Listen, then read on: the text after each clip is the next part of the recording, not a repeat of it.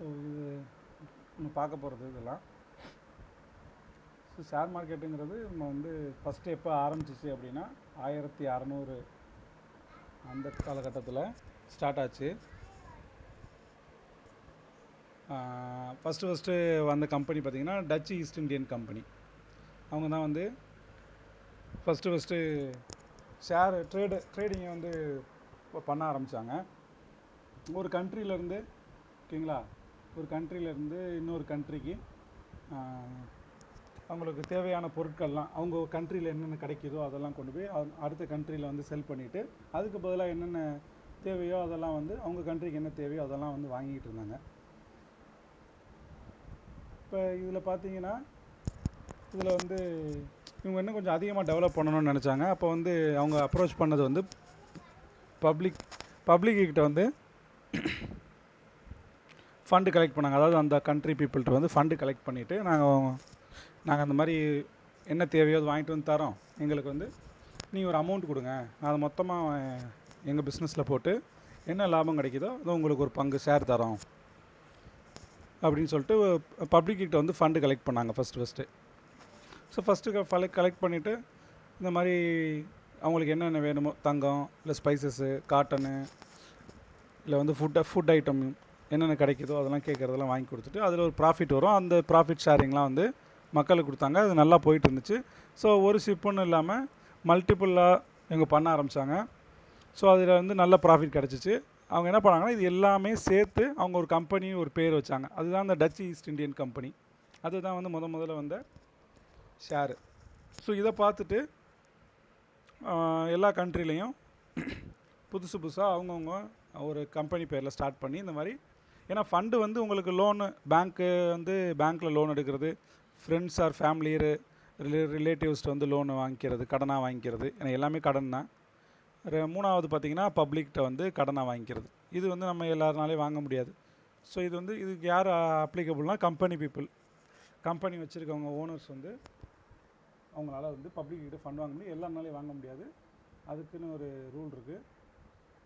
So இப்படி தான் வந்து ஸ்டார்டிங்கில் ஷேர்ஸ் வந்து ரன் ஆகிட்டு இருந்துச்சு. 1602 அந்த இப்போ இந்த ஷேர்ஸ் எல்லாம் ஒரு 10 கம்பெனி 100 கம்பெனி 1000 கம்பெனின்னு ஒரு கண்ட்ரியில் இருக்க கம்பெனிக்கு ஒரு ஸ்டாக் எக்ஸ்சேஞ்சுன்னு ஒருத்தர் இருப்பார். அங்கேருந்து தான் அவங்க தான் மெயின் ஹெட்டு. இப்போ இந்தியாவுக்கு பார்த்திங்கன்னா ரெகுலேட் பண்ணுறது வந்து செபி. நம்ம இந்தியாவில் வந்து 2 இருக்குது, என்எஸ்சி பிஎஸ்சின்னு. ஓகேங்களா. ஸோ இதுதான் வந்து ஆம்ஸ்டர்டாம் ஸ்டாக் எக்ஸ்சேஞ்சுன்னு இருந்துச்சு 1600.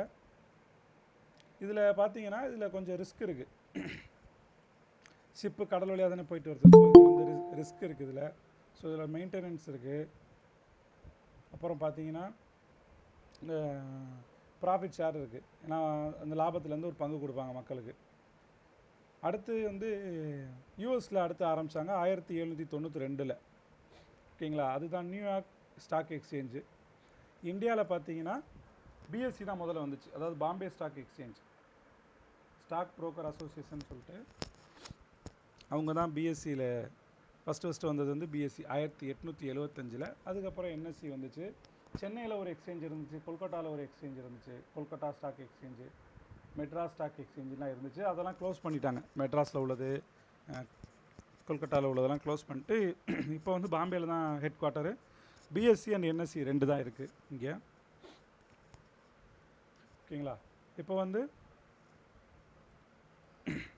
நான் ஒரு கம்பெனி வச்சுருக்கேன். ஓகேங்களா. இப்போ XYன்னு ஒரு கம்பெனி வச்சுருக்கேன். இது வந்து ஒரு ரெஸ்டாரண்ட். ஓகேங்களா. ரெஸ்டாரண்ட் ஹோட்டல்னு வச்சுருக்கேன். நான் சென்னையில் வச்சுருக்கேன்.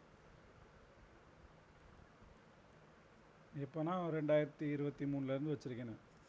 எனக்கு வந்து நல்லா போயிட்டுருக்கு, நல்லா பிஸ்னஸ் டெவலப் ஆகிட்டுருக்கு. கஸ்டமர் வந்து ஹாப்பி. ஓகேங்களா. எனக்கு ப்ராஃபிட் வந்து நல்லா கிடைக்கிது. இப்போ வந்து எல்லா கஸ்டமர் சென்னையில் இருக்க கஸ்டமர், சென்னை அவுட்டில் இருக்க கஸ்டமர்லாம் என்கிட்ட என்ன கேட்குறாங்கன்னா, நான் ரொம்ப தூரம் வந்து வர முடியல ரெகுலராக, நீங்கள் என்ன பண்ணுங்கள் எங்கள் சைடு பிரான்ச் போடுங்க. ஓகேங்களா. இப்போ செங்கல்பட்டு சைடு பிரான்ச் போடுங்க, பொன்னேரி ரெட் ஹில்ஸ் பக்கத்தில் ஒரு பிரான்ச் போடுங்க அப்படின்னு சொல்லும்போது, இப்போ எனக்கு வந்து போதுமான ஃபண்ட் இல்லை. நானும் வந்து விருப்பப்படுறேன், நான் வந்து வைக்கலான்னு விருப்பப்படுறேன், எனக்கு போதுமான ஃபண்ட் இல்லை. ஸோ வந்து நான் வந்து பேங்க்குக்கிட்ட போய் அப்ரோச் பண்ணணும், எனக்கு ஒரு லோன் தாங்க அப்படின்னு. இல்லை ஃப்ரெண்ட்ஸ் அண்ட் ஃபேமிலிகிட்ட போய் அப்ரோச் பண்ணணும், இல்லைனா பப்ளிக்கிட்ட போய் அப்ரோச் பண்ணணும். ஓகேங்களா. நான் என்ன பண்ணுறேன், பப்ளிக் நான் அப்ரோச் பண்ணுறேன். பப்ளிக் அப்ரோச் பண்ணணும் அப்படின்னா பப்ளிக்கிட்ட நான் போய் டேரெக்டாக போய் ஃபண்டு நான் பிரான்ச் ஆரம்பிக்கிறேன், எனக்கு ஃபண்டு தாங்க நான் கேட்க முடியாது. ஸோ ஷேர் மார்க்கெட்டில் ட்ரேடிங்கில் பார்த்தீங்கன்னா இதுதான் வந்து இப்போ இன்றைக்கி நேற்றோட வந்து பஜாஜ் ஐபிஓ முடிஞ்சிச்சு, பஜாஜ் ஃபினான்ஸு. ஸோ ஐபிஓன்னு கேள்விப்பட்டிருப்பீங்க. அது என்ன கான்செப்ட்னா,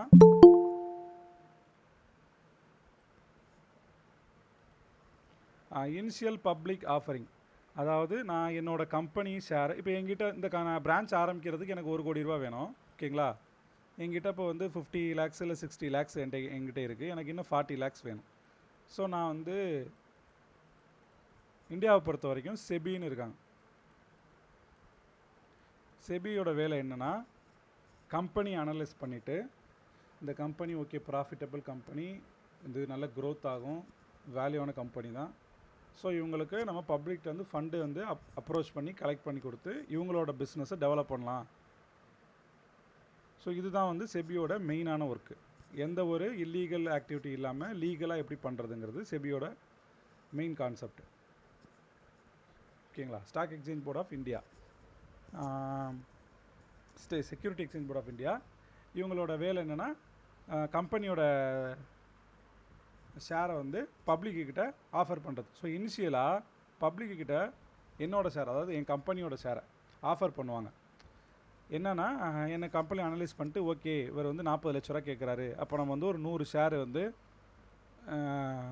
40 ரூபா இல்லை 400 ரூபா இந்த ரேஞ்சில் வந்து மக்களுக்கு வந்து கொடுப்போன்னு சொல்லிட்டு ஒரு டேட் அனௌன்ஸ்மெண்ட் பண்ணுவாங்க.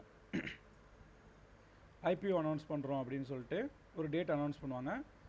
அந்த டேட்டில் வந்து பார்த்திங்கன்னா நம்மளோட ஷேரெல்லாம் வந்து ஆஃபர் பண்ணுவாங்க. ஓகேவா.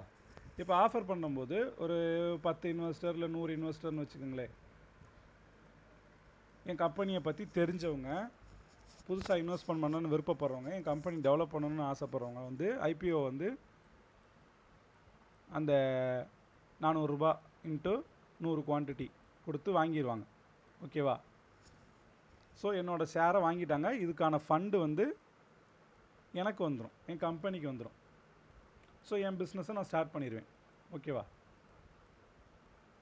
என் பிஸ்னஸ் ஸ்டார்ட் பண்ணிடுவேன், 2 பிரான்ச் நான் ஆரம்பிச்சிடுவேன், அது நல்லா போயிட்டுருக்கோம். ஆஃப்டர் 1 இயர் வந்து எனக்கு இந்த பிரான்ச் மூலயமா எனக்கு ஒரு ப்ராஃபிட் வந்திருக்கும். இப்போ எனக்கு வந்து ஒரு 10 லட்ச ரூபா ப்ராஃபிட் வந்திருக்குன்னு வச்சுக்கோங்களேன். நான் போட்ட இன்வெஸ்ட்மெண்ட் மொத்த இன்வெஸ்ட்மெண்ட்டு 1 crore, அதில் வந்து 40 lakhs வந்து இன்வெஸ்டர் கொடுத்த இன்வெஸ்ட்மெண்ட்டு. ஸோ அப்போ எனக்கு 10 லட்ச ரூபாவில் எனக்கு இதில் ப்ராஃபிட்டை பிரிச்சிங்கன்னா 4 lakhs வந்து நான் வந்து இன்வெஸ்டருக்கு கொடுக்கணும். யார் ஐபிஓவில் வாங்கின இன்வெஸ்டருக்கு நான் அந்த 4 லட்ச ரூபாயை பிரித்து கொடுக்கணும். ஸோ நான் வந்து என்ன பண்ணேன், 10 பேர் தான் இப்போ இன்வெஸ்டர்னால் ஆளுக்கு வந்து 40,000 ரூபாயை பிரித்து கொடுத்துருவேன். இல்லை 100 பேர் இன்வெஸ்ட் பண்ணியிருக்காங்க அப்படின்னா ஆளுக்கு வந்து நான் 4,000 ரூபாயை நான் பிரித்து கொடுத்துருவேன். ஸோ இந்த ஷேரை பிரித்து கொடுக்குறோம்ல, இதுக்கு பேர் தான் வந்து டிவிடெண்ட். ஓகேங்களா. இப்போ என் கம்பெனியில் என்னோட ஃபஸ்ட்டு இந்த ஷேரை இவங்கெல்லாம் வாங்கியிருக்காங்க. இப்போ ஏங்கிற ஒருத்தர் வாங்கியிருக்காரு, பிங்கிற ஒருத்தர் வாங்கியிருக்காரு, சிடி, இவர் பேரில் எல்லாம் என்னன்னா இவங்க பேரில் எல்லாம் ஒரு சர்டிஃபிகேட் கொடுத்துருவாங்க செபி மூலயமா. சரிங்களா. ஒரு சர்டிஃபிகேட் வந்துடும். நமக்கு என்எஸ்சியில் வாங்கினா என்எஸ்சி, இல்லை பிஎஸ்சியில் வாங்கினா பிஎஸ்சி. ஸோ வந்து நமக்கு சர்டிஃபிகேட் வந்துடும். இவர் இந்த டேட்டில் இந்த கம்பெனியோட ஷேரை இந்த ப்ரைஸில் இவ்வளோ அமௌண்ட்டுக்கு வாங்கியிருக்காரு அப்படின்னு நமக்கு சர்டிஃபிகேட் வந்துடும். அதுதான் நமக்கு ப்ரூஃப். இப்போ எப்படி ஒரு லேண்டை நம்ம வாங்கும்போது வந்து நம்ம ரிஜிஸ்டர் ஆஃபீஸில் போய்ட்டு ரிஜிஸ்டர் பண்ணுறாங்களோ, சேம் கான்செப்ட் ஸ்டாக்கை வாங்கும்போது நமக்கு இந்த மாதிரி ஒரு ஷேர் சர்டிஃபிகேட் கொடுப்பாங்க. ஓகேங்களா. ஸோ அதுக்கப்புறம் என்னென்னா, இப்போ வந்து இந்த ஷேர் வந்து என் கம்பெனி வந்து நல்லா போயிட்டுருக்கு. ஸோ நான் இன்னும் 4-5 பிரான்ச் ஸ்டார்ட் பண்ணுவேன். அது என்னோடய ப்ராஃபிட்டில் வந்து நான் ஸ்டார்ட் பண்ணிக்குவேன். இப்போ என்னென்னா, இப்போ வாங்கியிருக்க அந்த 10 இன்வெஸ்டரும் என் கம்பெனியில் இன்னும் நிறையா இன்வெஸ்டர் வந்து வாங்க விருப்பப்படுறாங்க. பேசிக்காக ஸ்டாக் மார்க்கெட்டை பொறுத்த வரைக்கும் மெயினான கான்செப்ட் என்னென்னா, யாராச்சும் ஃபஸ்ட்டு செல் பண்ணால் மட்டும்தான் ஷேரை நம்மளால் வாங்க முடியும். ஓகேங்களா. இப்போ ஒரு லேண்டை ஒருத்தர் செல் பண்ணால் தான் நம்மளால் வாங்க முடியும். அந்த லேண்டு இப்போ முன்னாடி கவர்மெண்ட்கிட்ட இருக்கும், அதுக்கு முன்னாடி ராஜா கிட்ட இருந்திருக்கும், அதுக்கு முன்னாடி சும்மா இருந்திருக்கும், வளைச்சி போட்டுருப்பாங்க. ஸோ இதுதான் கான்செப்ட். ஷேரை பொறுத்த வரைக்கும் கம்பெனி ஆரம்பித்தவர் அவர் முதல்ல பப்ளிக்கு ஆஃபர் பண்ணணும். அவர்கிட்டருந்து ஃபஸ்ட்டு வாங்கின இன்வெஸ்டர் மொத்தமாக அந்த ஷேரை வாங்கிடுவாங்க. அதுக்கப்புறம் ஷேரை அடுத்த ஆள் வாங்கினோன்னா அடுத்தடுத்த மார்க்கெட் வந்து அடுத்த இன்வெஸ்டர்லாம் வேணால் யாரோ வாங்கினவங்க யாராவது விற்கணும். ஸோ செல் பண்ணணும். இப்போ எல்லோரும் செல் பண்ண விருப்பப்பட மாட்டாங்க. இப்போ நான் 40 லட்ச ரூபாயா 40,000 கொடுத்து ஒருத்தர் வாங்கியிருக்காரு. இப்போ நான் வந்து 50,000 கேட்குறேன். ஓகே, எனக்கு நான் அதில் டிவிடெண்ட் ப்ராஃபிட்டு நான் பார்த்துட்டேன், 40,000 பார்த்துட்டேன், 4,000 பார்த்துட்டேன். ஸோ எனக்கு இப்போ 50,000 இன்னும் ஒரு 10,000 கிடைக்கிது. எனக்கு ஓகே, எனக்கு ஃபண்டு தேவைப்படுது, நான் விற்கிறேன் அப்படின்னா அவர் வாங்கிடுவார். ஓகேங்களா? ஸோ இப்போ இதுக்கு பேர் என்னென்னா, கம்பெனியிலேருந்து ஐபிஓ மூலயமா ஃபஸ்ட்டு இன்வெஸ்டர் வாங்குறாருல, இந்த மார்க்கெட்டுக்கு பேர் பிரைமரி மார்க்கெட்.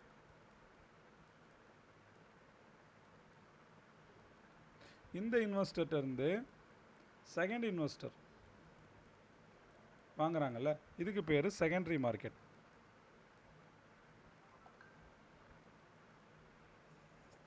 ஓகேங்களா? Primary market, secondary market. ஐபிஓனா இனிஷியல் பப்ளிக் ஆஃபரிங், முதல்ல கம்பெனியோட ஷேரை பப்ளிக்கு ஆஃபராக கொடுக்குறாங்க, அதை நம்ம வாங்கிக்கலாம். ஓகேங்களா? இவங்க கம்பெனி ஓனர்ஸ்க்கு பேர் ப்ரொமோட்டர்ஸ். நம்மளாம் இன்வெஸ்டர்லாம் பார்த்தீங்கன்னா ரீட்டைல் இன்வெஸ்டர். இன்வெஸ்டர்லேயே நிறையா பேர் இருக்காங்க. ஹச்என்ஐ இன்வெஸ்டர், நம்மளாம் ரீட்டைலர் இன்வெஸ்டர். ஹச்என்ஐ இன்வெஸ்டர்னால் ஹியூஜ் லெவலில் ஃபண்ட் வச்சுருப்பாங்க, கேபிட்டல்.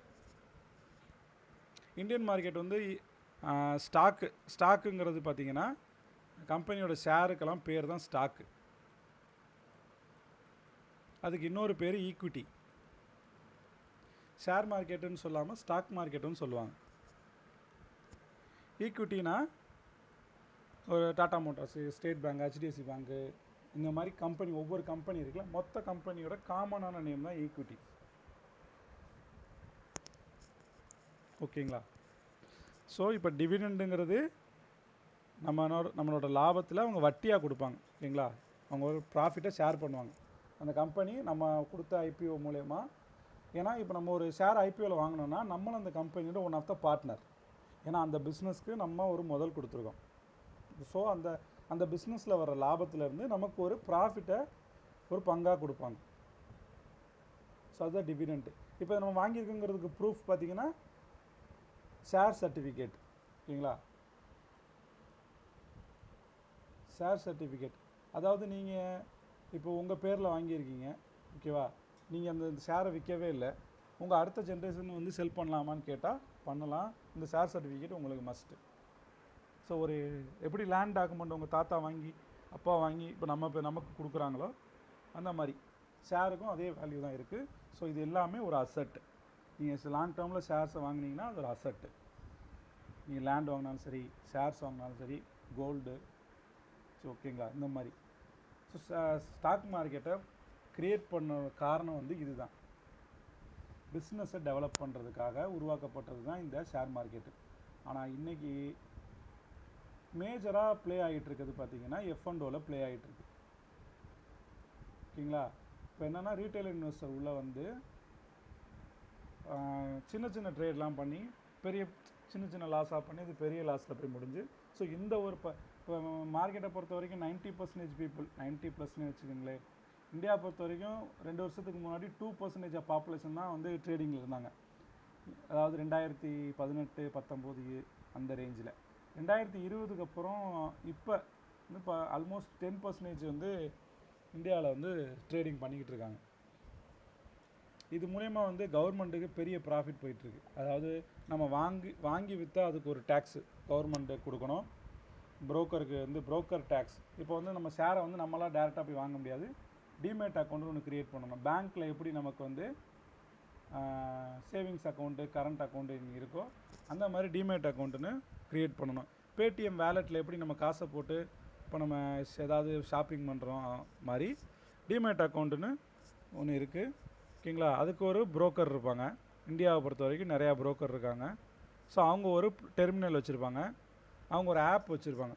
அந்த ஆப் வந்து நம்ம வாங்கி இன்ஸ்டால் பண்ணிவிட்டு டிமேட் அக்கௌண்ட் க்ரியேட் பண்ணி, டிமேட் அக்கௌண்ட் க்ரியேட் பண்ணுறதுக்கு நம்மளோட PAN card, Aadhaar card, photo, signature, ஓகேங்களா, 6 மாத statement, bank statement, 6 month statement, ID file பண்ணது, ஃபோன் நம்பரு, இது எல்லாமே, இமெயில் ஐடி, இது எல்லாமே மஸ்ட். இதெல்லாம் கொடுத்தா நமக்கு ஒரு நாளில் 2 நாளில் வந்து அக்கௌண்ட் க்ரியேட் ஆகிடும். அது மூலயமா நம்ம ஆப்பை இன்ஸ்டால் பண்ணி இந்த ஆப்பில் வந்து பேங்க்கை நம்ம வந்து மெர்ஜ் பண்ணிடுவோம். நம்மளோட சேவிங்ஸ் பேங்க்கை, பேங்க்லேருந்து ஃபண்டை வந்து டிமேட் அக்கௌண்ட்டில் போய் இருக்கும். ஓகேங்களா, இது வந்து சும்மா தான் இருக்கும், நம்ம சேவிங்ஸ் பேங்க்கில் கிடக்கிற ஃபண்டு மாதிரி. இதை வச்சுட்டு நம்ம எப்படி பேடிஎம்மில் பர்ச்சேஸ் பண்ணுறோமோ அந்த மாதிரி நம்ம ஸ்டாக், இது வந்து இதை வச்சு டிமேட் அக்கௌண்ட் காசை வச்சு நம்ம ஸ்டாக்கை வந்து வாங்கி விற்றுக்கலாம். ஓகேங்களா, ஓகே, இது வரைக்கும் எல்லாருக்கும் புரியுது? அதில் ஏதாவது டவுட் இருக்கா? ஓகே ப்ரோ, புரியுது, அண்டர்ஸ்டாண்ட். ஓகே,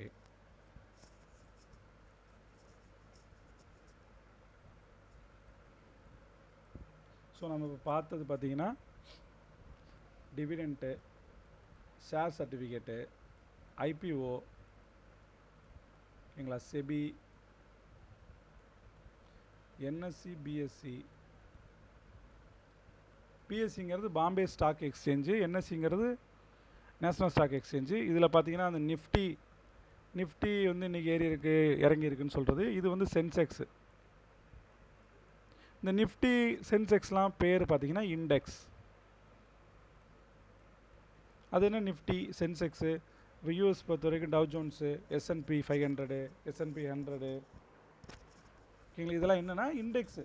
ஒரு டாப் இந்தியாவோட ட்ரேடிங்கில் இருக்க ஸ்டாக்ஸில் டாப் 50 கம்பெனி, டாப் 100 கம்பெனியோட மொத்தமாக மொமெண்டமில் ஒரு இண்டெக்ஸ் க்ரியேட் பண்ணி வச்சுருக்காங்க. அதாவது இப்போ 50 நிஃப்டி 50 தான் என்எஸ்சியில் மெயின். இதில் பார்த்தீங்கன்னா 50 கம்பெனி இருக்குது. HDFC, ஸ்டேட் பேங்க்கு, டாடா மோட்டார்ஸு, டிசிஎஸ்ஸு, ரிலையன்ஸு, 50 கம்பெனியோட மொமெண்டத்தை வச்சு இந்த நிஃப்டி 50யோட சார்ட்டு. இப்போ நான் வச்சுருக்கிறது சார்ட்டு தான், இது சார்ட்டு. ஓகேங்களா, இது க்ரீன் கலரில் இருக்கிறது பார்த்து ரெட் கலரில் அதெல்லாம் வந்து இதுக்கு பேர் கேண்டில் ஸ்டிக்ஸ்னு சொல்கிறது. ஓகேங்களா, இதுக்கு நான் டெக்னிக்கல் கிளாஸ் வரும்போது எடுக்கிறேன். ஸோ இந்த சார்ட்டில் வந்து இந்த மாதிரி கேண்டில் இப்போ அடுத்தடுத்த கேண்டில் க்ரியேட் ஆகிட்டே இருக்கும். அது கேண்டிலில் வந்து ப்ரைஸ் இருக்கும், open price, low price, high, open, high, low, close. ஓகேங்களா, ஸோ அதாவது அன்றைக்கி என்ன விலையில் ஓப்பன் ஆகுது, என்ன விலைக்கு போய் முடியுது, அன்றைக்கி லோ எவ்வளோ, லோ ப்ரைஸ் எவ்வளோ, ஹை ப்ரைஸ் எவ்வளோங்கிறது கான்செப்ட். ஸோ இந்த மாதிரி இந்த சார்ட்டில் மொத்தமாக அந்த 50 கம்பெனியோட மொமெண்டமும் சேர்த்து ஒரு ஆவரேஜ் மொமெண்டம் கொடுக்கும். பட் 50 கம்பெனி ஈக்குவலான வெயிட்டேஜ் கிடையாது. ஸோ ஒரு அந்த கம்பெனியோட ப்ரொஃபைலுக்கு ஏற்ற மாதிரி அவங்க வெயிட்டேஜ் கொடுத்து வச்சுருக்காங்க. இப்போ ரிலையன்ஸுக்கு தான் வந்து ரிலையன்ஸ், HDFCக்கு தான் அதிகமான வெயிட்டேஜ். அதாவது 50 கம்பெனியில் 40 கம்பெனி வந்து ரெட்டில் இருந்தாலும், அதாவது இறங்கி இருந்தாலும், இந்த 10 கம்பெனி மெயினாக இந்த 2 கம்பெனி நல்ல க்ரீனில் இருந்துச்சுன்னா மார்க்கெட் வந்து இறங்காது. ஸோ நீங்கள் நிஃப்டியில் ட்ரேட் பண்ண போகிறீங்க அப்படின்னா இந்த நிஃப்டி 50ல் இருக்க மெயினான வெயிட்டேஜ் ஸ்டாக்கெல்லாம் ஃபஸ்ட்டு பார்க்கணும். ஓகேங்களா, வெயிட்டேஜ் ஸ்டாக்கெல்லாம் ஃபஸ்ட்டு பார்க்கணும், எப்படி இருக்குது என்னென்னு டெக்னிக்கலாகவும் பார்க்கணும், நீங்கள் ஃபண்டமெண்டலாகவும் பார்க்கணும். ஸோ ஒரு பேங்க் நிஃப்டியை பண்ண போகிறீங்க அப்படின்னா பேங்க்கு மெயினான பேங்க் 12 பேங்க் இருக்குது. 12 பேங்க்கில் மெயினான 6 பேங்க்கை நீங்கள் வந்து பார்க்கணும். நான் பேங்க் நிஃப்டி மட்டும் பண்ண போகிறீங்கனாலும் நிஃப்டி பார்க்கணும், மற்ற செக்டார் எல்லாம் எப்படி இருக்குன்னு பார்க்கணும். செக்டாருங்கிறது என்னென்னா, இப்போ டாடா மோட்டார்ஸு, அசோக் லேலண்டு இதெல்லாம் பார்த்தீங்கன்னா ஆட்டோ செக்டாரில் வந்துடும், ஆட்டோமொபைல் செக்டாரில் வந்துடும். டாடா ஸ்டீல், செயில் அதெல்லாம் பார்த்தீங்கன்னா ஸ்டீலில் வந்துடும், ஸ்டீல் செக்டாரில் வந்துடும். ஸோ ஒவ்வொன்று ஐடி செக்டார்னு பிரித்து வச்சுருக்காங்க, இன்ஃபோசிஸ், விப்ரோ, டிசிஎஸ், இந்த மாதிரி செக்டார்ஸ் இருக்குது, 12 செக்டார்ஸ் இருக்குது. ஸோ மார்க்கெட்டில் வந்து செக்டார்ஸ், இண்டெக்ஸ்னால் இந்த என்எஸ்சி, நிஃப்டி 50, சென்செக்ஸ்லாம் இண்டெக்ஸு. செக்டார்னு பார்த்தீங்கன்னா மொத்தமாக ஆட்டோமொபைல் செக்டார்ஸ், ஐடி செக்டார். ஒவ்வொரு கம்பெனி வந்து இப்போ ஐடி ஃபீல்டில் இருக்க எல்லா கம்பெனியும் கம்பைன் பண்ணது தான் அந்த செக்டார்ஸ். அதில் வந்து டாப்பாக இருக்க வெயிட்டேஜ் ஸ்டாக்லாம் வந்து ஃபஸ்ட்டு ப்ரியாரிட்டி. ஸோ இந்த மாதிரி ஒவ்வொரு செக்டார்ஸ் இருக்குது, இண்டெக்ஸ் இருக்குது.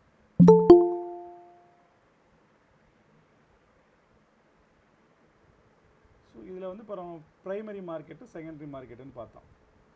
கம்பெனிலேருந்து டைரெக்டாக ஐபிஓ மூலிமா வாங்கின இன்வெஸ்டருக்கு இந்த மார்க்கெட்டுக்கு பேர் primary market. Investor to investor வாங்கினது பார்த்தீங்கன்னா செகண்டரி மார்க்கெட்.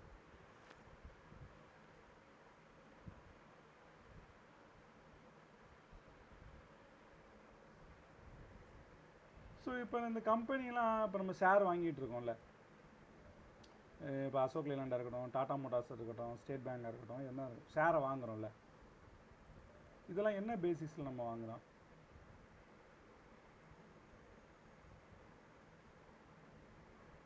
யாருக்காவது தெரியுமா? இப்போ நான் ஒரு லாங் டேர்மில் ஒரு ஷேரை வாங்க போகிறேன்னா, அப்பார்ட் ஃப்ரம் ஃபண்டமெண்டல் டெக்னிக்கல் தவிர வேறு என்ன பேசிஸில் நம்ம வாங்க முடியும் சார்?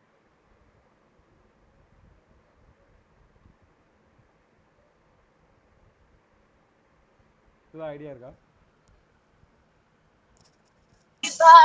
மேபி ரிட்டர்ன்ஸ் அண்ட் கம்பெனியோட sentiment basis bro. growth. Okay bro sentimental basis. Okay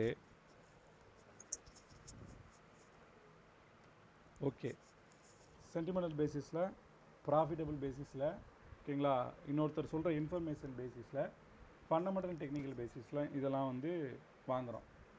நம்மளோட அசட்டை வந்து டெவலப் பண்ணுறதுக்காகவும் வாங்குகிறோம். பட் மெயினான ஒன்று விஷயம் என்னென்னா ட்ரஸ்ட்டு. இப்போ இந்த கம்பெனி அந்த கம்பெனி மேலே இருக்க நம்பிக்கையினால தான் அந்த ஷேரை வந்து வாங்குகிறோம். ஒன்று நம்ம மட்டும் வாங்கலை, ஓவராலாக சொல்கிறேன். இந்த ஷேர் மார்க்கெட்டை பொறுத்த வரைக்கும் எல்லாரும் ஷேர் வாங்குறதுனா நம்பிக்கை தான். இது இன்னும் அடுத்த 100 வருஷத்துக்கு இந்த ஷேர் மார்க்கெட் இருக்கும், அடுத்த 500 வருஷத்துக்கு இருக்கும், நம்ம அடுத்த ஜென்ரேஷனுக்கு யூஸ் ஆகும், அட்லீஸ்ட் நம்ம ஜென்ரேஷனுக்கு இது நம்மளை கையை விட்டு போகாது. ஸோ இது எல்லாமே ஒரு ட்ரஸ்ட் பேசிஸில் நடக்கிற பிஸ்னஸ். இது மெயினாக கான்செப்ட் உருவாகினது வந்து கம்பெனி டெவலப் பண்ணுறதுக்காக ஃபண்டு கலெக்ட் பண்ணுறாங்க தான் பேசிக். நான் வந்து டைரெக்டாக போயிட்டு நான் இப்போ ஒரு எங்கள் ஏரியாவில் ஒரு கடை வைக்க போகிறேன்னா, நான் எங்கள் ஏரியா பீப்புள்கிட்ட போய் நான் டைரெக்டாக நான் ஃபண்டு கலெக்ட் பண்ண முடியாது, யார் கேட்டாலும் தரவும் மாட்டாங்க. ஸோ இந்த மாதிரி ஒரு சிஸ்டத்தை வந்து க்ரியேட் பண்ணி வச்சுட்டாங்க. இதனால வந்து கம்பெனி ஓனர்ஸுக்கு இப்போ நான் என்னை யாருமே தெரியாது, நான் வந்து ஐடிசியில் நான் வந்து பெரிய லெவலில் இன்வெஸ்ட்மெண்ட் பண்ணி வச்சுருப்பேன், எனக்கு வந்து டிவிடெண்டே வந்து நல்ல ப்ராஃபிட் எனக்கு வரும். பட் என்னை டேரெக்டாக அந்த ஓனருக்கு தெரியவே தெரியாது. பட் நான் வந்து ஒன் ஆஃப் த பார்ட்னர். இப்போ போர்ட் ஆஃப் டைரக்டர்ஸ்ன்னு இருக்காங்க. இப்போ மெயினாக வந்து 50+ வந்து அந்த கம்பெனியோட ஷேரை கம்பெனி வச்சுருக்கணும், அதாவது ப்ரொமோட்டர் வச்சுருக்கணும். இது வந்து பேசிக் ரூல். பட் சில கம்பெனி என்ன பண்ணுவாங்கன்னா, அவங்களுக்கு ஃபண்டு தேவைப்படுது, அவங்களால சஸ்டெயின் பண்ண முடியலன்னா அவங்களோட ஷேரையும் விற்பாங்க. இந்த பைபேக் பண்ணிக்கிறேன், ஷேரை வந்து நான் கொடுத்ததை வாங்கிக்கிறேன்னு சொல்லுவாங்க, பைபேக் அதுக்கு பேர். ஓகேங்களா, ஐபிஓ மாதிரி எஃபிஓன்னு இருக்குது. ஸோ எந்த கம்பெனி ப்ரொமோட்டர்ஸ் கம்பெனி, இப்போ நான் ஒன்லி 20% ஷேரை மட்டும் நான் வச்சுக்கிட்டு 80% ஷேரை நான் வந்து பப்ளிக்கிட்ட கலெக்ட் பண்ணிட்டா, என்னோடய ப்ராஃபிட்டில் நான் 80% வந்து பப்ளிக் தான் ஷேர் பண்ணுற மாதிரி இருக்கும். அப்புறம் கொஞ்ச நாள் ஆனாலும் டெவலப் பண்ணணும், திருப்பி வந்து அந்த பப்ளிக்கிட்ட இருந்து ஷேரை திரும்பி வாங்கிக்குவாங்க, அதுதான் அந்த பைபேக். அப்புறம் போனஸ்னு ஒன்று கொடுப்பாங்க.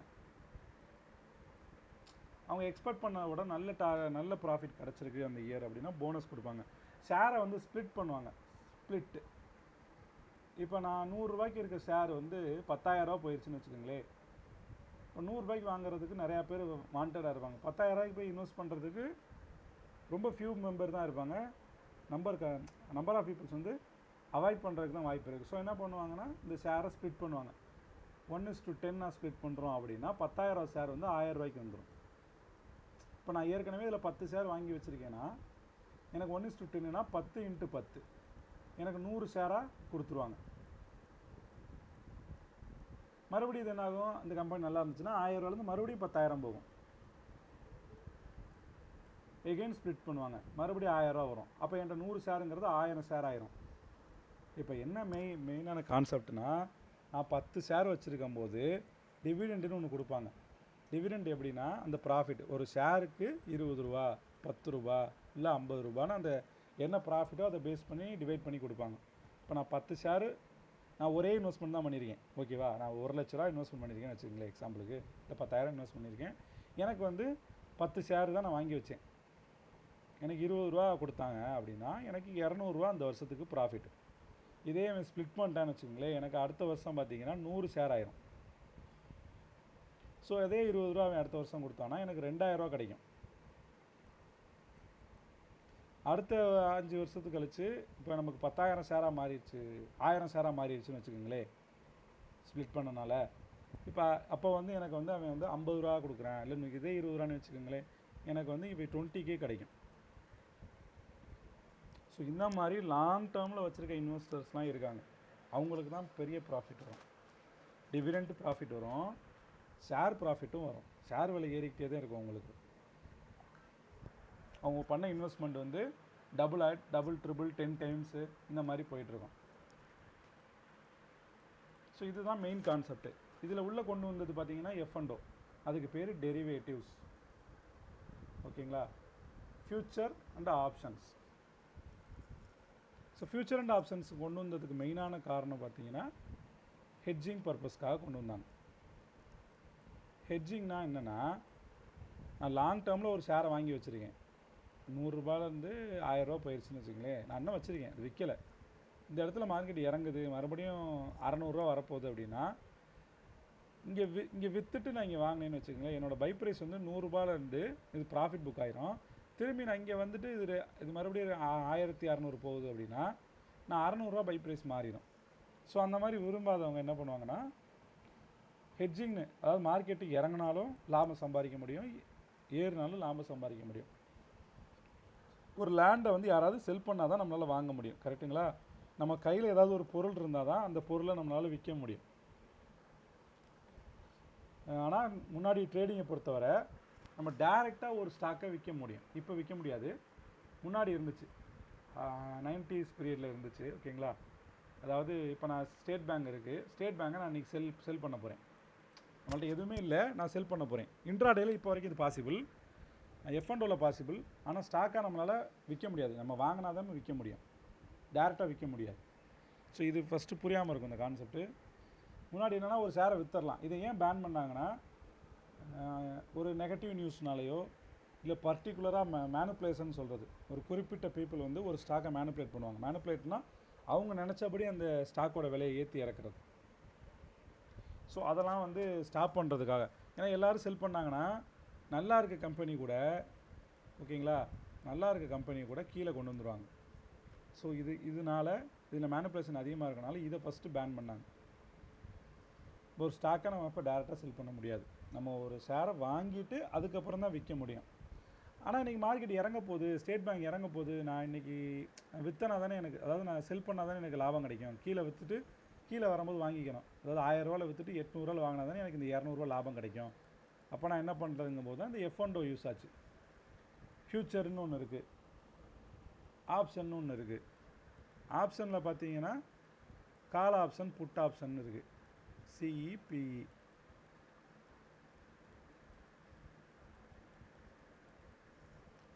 இந்த மார்க்கெட்டில் அதிகமாக பணத்தை லாஸ் பண்ணுற இடம் தான் இந்த F&O. ஓகேங்களா, இதுக்கு பேர் வந்து பெட்டு கட்டுறது தான் இது. அதாவது மார்க்கெட்டு இப்போ ஸ்டேட் பேங்க் வந்து 1000 ரூபாய்க்கு மேலே அக்டோபர் மாதம் போகும் அப்படின்னு பெட்டு கட்டுறது. இப்போ கால் ஆப்ஷனுங்கிறது ஏறும் அப்படின்னு பெட்டு கட்டுறது, புட் ஆப்ஷன் வந்து இறங்கும் அப்படின்னு பெட்டு கட்டுறது. ஸோ நான் ஒருத்தர் வந்து 1000 ரூபாய்க்கு மேலே போகும்னு பெட்டு கட்டுறாரு, இன்னொருத்தர் வந்து இல்லை 1000 ரூபாய்க்கு மேலே போகாது அப்படின்னு பெட்டு கட்டுறாரு. ஸோ பெட்டிங்கில் என்னென்னா, இப்போ ஒரு லேண்டை வந்து நம்ம ஹோல்டு பண்ணி வைக்கிறோம். எக்ஸாம்பிளுக்கு ஒரு லேண்டை வந்து ஹோல்டு பண்ணிவிட்டு இப்போ நம்ம மொத்த காசை கொடுத்து நான் வாங்காமல் ஒரு இடத்த நான் என்ன பண்ணுறேன், அந்த ஓனருக்கு நான் ஒரு 10,000 ரூபா இல்லை ஒரு 20,000 ரூபா 25,000 ரூபா ஒரு அட்வான்ஸ் அமௌண்ட் கொடுத்துறேன். ஓகேங்களா, அதுக்கு பேர் தான் இங்கே ப்ரீமியம். ஆப்ஷன் பொறுத்த வரைக்கும் அதுக்கு பேர் ப்ரீமியம். இல்லை ஆப்ஷன் கிளாஸில் உங்களுக்கு இன்னும் டீட்டெயிலாக இன்டெப்த்தாக நடத்துவாங்க, நான் ஜஸ்ட் பேசிக்ங்கிறனால சொல்லிடுறேன். அதுக்கு பேர் ப்ரீமியம். நான் அந்த அட்வான்ஸ் கொடுத்துட்டு நான் என்ன பண்ணுவேன், நான் ஒரு இன்வெஸ்டர்கிட்ட இது ரேட்டை கூட சொல்லுவேன், இன்வெஸ்டருக்கு நான் ரேட்டை கூட சொல்லிகிட்டே இருப்பேன். எனக்கு யாராச்சும் ஒருத்தருக்கு வந்து ப்ராஃபிட்டபுளாக கிடச்சிட்டாங்க அப்படின்னா, நான் இவர்கிட்ட என்ன 1 கோடி ரூபாய்க்கு நான் அந்த லேண்டை பேசியிருந்தேன் அப்படின்னா அந்த ஓனர்கிட்ட ஆல்ரெடி நான் வந்து ப்ரீமியம் கட்டிட்டேன். ஸோ அந்த 1 crore கொடுத்து அந்த இடத்த வாங்கிட்டு 2 crore இன்னொருத்தருக்கு செல் பண்ணிடுறது. நான் போட்ட இன்வெஸ்ட்மெண்ட் எவ்வளோ, 25,000. ஆனால் நான் ஒரு கோடி ரூபா லேண்டை 2 கோடி விற்க முடியாது, ஒரு கோடியே 10 லட்சம்னு வச்சுக்கோங்களேன். 1 crore 10 lakhsக்கு நான் இன்னொருத்தருக்கு செல் பண்ணிட்டேன். ஸோ எனக்கு இப்போ 10 lakh ப்ராஃபிட்டு. அப்போ போட்ட இன்வெஸ்ட்மெண்ட் வந்து ரொம்ப கம்மி, ரிட்டர்ன் வந்து அதிகம். இதுதான் ஆப்ஷன் பையிங், பெட்டு கட்டுறது. ஆப்ஷன் பையில் பெட்டு கட்டுறது. ஓகேங்களா? அதில் பையிங் செல்லிங் இருக்குது. ஃப்யூச்சர் அப்படின்னா சேம். ஃப்யூச்சரில் இந்த ஸ்டாக்கு அக்டோபரோட ஃப்யூச்சர்னால் அக்டோபர் மாதத்துக்குள்ளே இந்த ஸ்டாக் வந்து 1000 ரூபாவில் நம்ம பெட்டு கட்டுறோம் அப்படின்னா இது ஏறும் அப்படின்னு பெட்டு கட்டினா அன்னையிலேருந்து மார்க்கெட் எவ்வளோ தூரம் ஏறி இருக்கோ அது ஃபுல்லாக நமக்கு ப்ராஃபிட் ஃப்யூச்சரை பொறுத்த வரைக்கும். ஆனால் ஆப்ஷனை பொறுத்த வரைக்கும் அந்த லெவலை தாண்டினா தான் நமக்கு ப்ராஃபிட். இப்போ ஸ்டேட் பேங்க் 1000 ரூபாய்க்கு மேலே போகும் நம்ம பெட்டு கட்டினா அக்டோபர் மாதத்துக்குள்ளே 1000 ரூபாய்க்கு மேலே போயிருக்கணும். அப்படி போனால் தான் நமக்கு ப்ராஃபிட். எவ்வளோ பாயிண்ட் போகுதோ அவ்வளோ பாயிண்ட் இன்ட்டு குவான்டிட்டி நமக்கு ப்ராஃபிட். அது போகலை, சப்போஸ் போகவே இல்லை, 1000 ரூபாயில் முடிஞ்சாலும் நம்ம கட்டின அந்த 25,000 ரூபா இருக்குல்ல அது வந்து 0 ஆயிடும். இப்போ நம்ம குரூப்பில் கொடுக்குறது எல்லாமே பெட்டிங் தான். நம்ம எல்லாமே ஆப்ஷன் பையிங் தான் கொடுக்குறோம். ஓகேங்களா? நம்ம என்ன பண்ணுறோம், பட் அதே ஒரு ட்ரேடிங்காக பண்ணிக்கிட்டு இருக்கோம். ஏன் ஆப்ஷன் பையிங் குரூப்பில் கொடுக்குறோன்னா இதுக்கான கேபிட்டல் ரொம்ப கம்மி தான். இப்போ நீங்கள் ஈக்விட்டிங்கிறது ஸ்டாக்ஸு.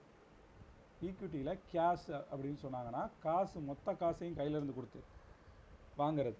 ஈக்விட்டியில் நீங்கள் கேஷாக வாங்கினீங்கன்னா ஒரு ஷேரை 1000 ரூபா ஷேரை நீங்கள் வந்து 10 ஷேர் வாங்கினீங்கன்னா 10,000 ரூபா.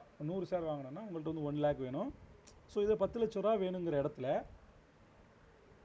ஒரு ஷேரை நீங்கள் இப்போ 10 லட்ச ரூபா இன்வெஸ்ட் பண்ணால் உங்களுக்கு வந்து அந்த ஷேர் வந்து 100 ரூபா போச்சுன்னா உங்களுக்கு வந்து 1 lakh கிடைக்குன்னு வச்சுக்கோங்களேன். 1000 ரூபா ஷேரு 1100 போச்சுன்னா உங்களுக்கு 1 லட்ச ரூபா கிடைக்கும். 10 லட்ச ரூபா இன்வெஸ்ட்மெண்ட்டு.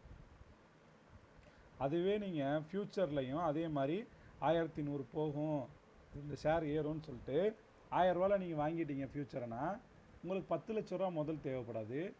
உங்களுக்கு ஒரு 3 லட்ச ரூபா இல்லை 2.5 லட்ச ரூபா தான் தேவைப்படும். அது 1100 போச்சுன்னா இதே 1 லட்ச ரூபா ப்ராஃபிட்டும் உங்களுக்கு கிடைக்கும்.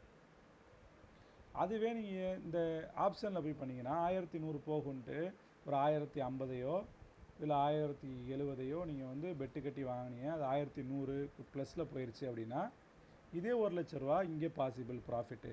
ஆனால் இதுக்கான முதல் பார்த்தீங்கன்னா 30,000லேருந்து 50,000 இருந்தால் போதும்.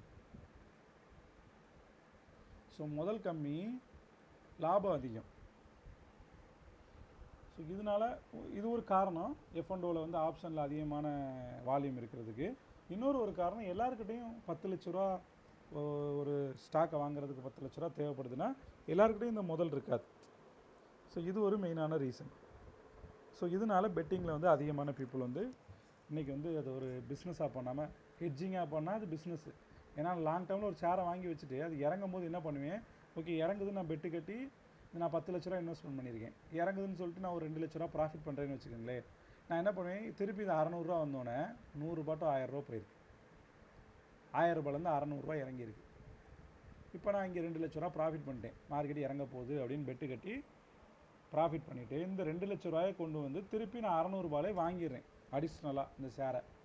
அப்போ எனக்கு இது மறுபடியும் 1200 போகும்போது எனக்கு ஆல்ரெடி வாங்கின ஷேருக்கும் இது இப்போ உள்ள ஷேருக்கும் உள்ள ப்ராஃபிட் டபுள் ஆகும். ஸோ இதுதான் கான்செப்ட். இல்லை இறங்க போகுதுன்னா ஃப்யூச்சர் செல் பண்ணிடுவாங்க. நான் லாங் டேர்மில் ஒரு ஸ்டாக்கை வாங்கி வச்சுருக்கேன், மார்க்கெட் இறங்க போகுதுன்னா சிம்பிளாக ஃப்யூச்சர் செல் பண்ணிடுவாங்க. ஃப்யூச்சரில் ஒரு ப்ராஃபிட் கிடைக்கும், அந்த காசை எடுத்து இதில் போட்டு வாங்கி மறுபடியும் இன்வெஸ்ட் பண்ணுறது ரீஇன்வெஸ்ட்மெண்ட் இதுக்கு பேர். ஸோ இந்த பர்பஸ்க்காக கண்டுபிடிச்சது. பட் இன்றைக்கி வந்து மேக்ஸிமமாக அதில் மட்டும் ட்ரேட் ஆகிட்டுருக்கு, ஆப்ஷனில் மட்டும் ட்ரேடிங் நடந்துக்கிட்டு இருக்குது. ஸ்டாக்ஸை பெருசாக யாரும் வாங்குறது இல்லை. 100 பேரில் 10 பேர் தான் ஸ்டாக் வாங்குறாங்க, மிச்சம் 90 பேரும் வந்து ஆப்ஷன் F&O தான் பண்ணுறாங்க.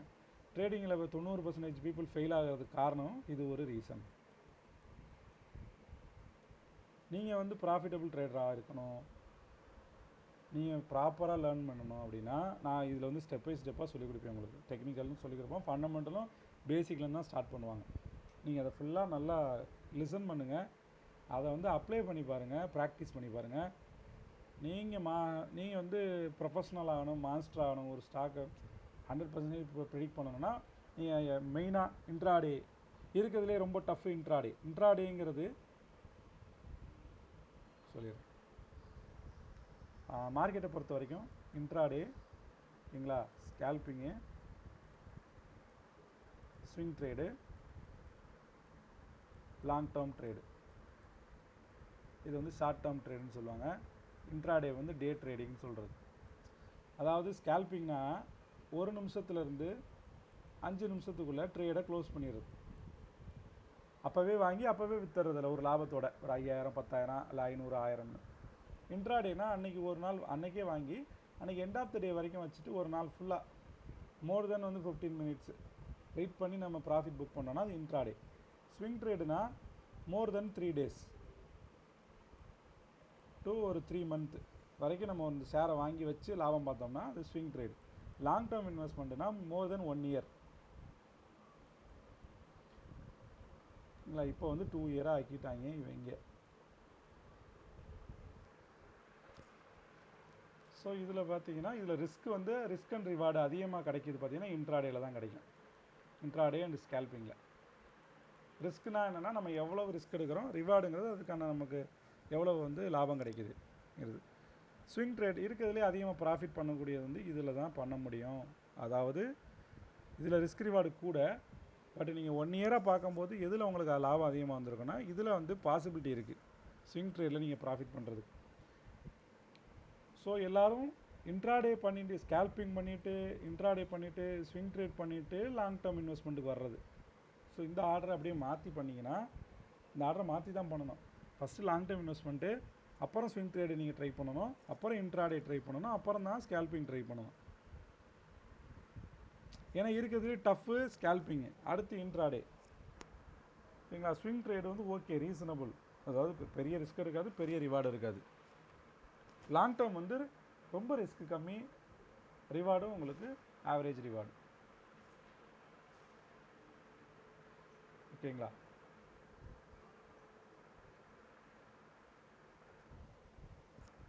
ஓகே, இது வரைக்கும் புரியுதா? Yes bro. Yes bro. Okay bro. Okay okay, நான் என்னென்ன எடுக்க போகிறேன்னு சொல்லிடுறேன்.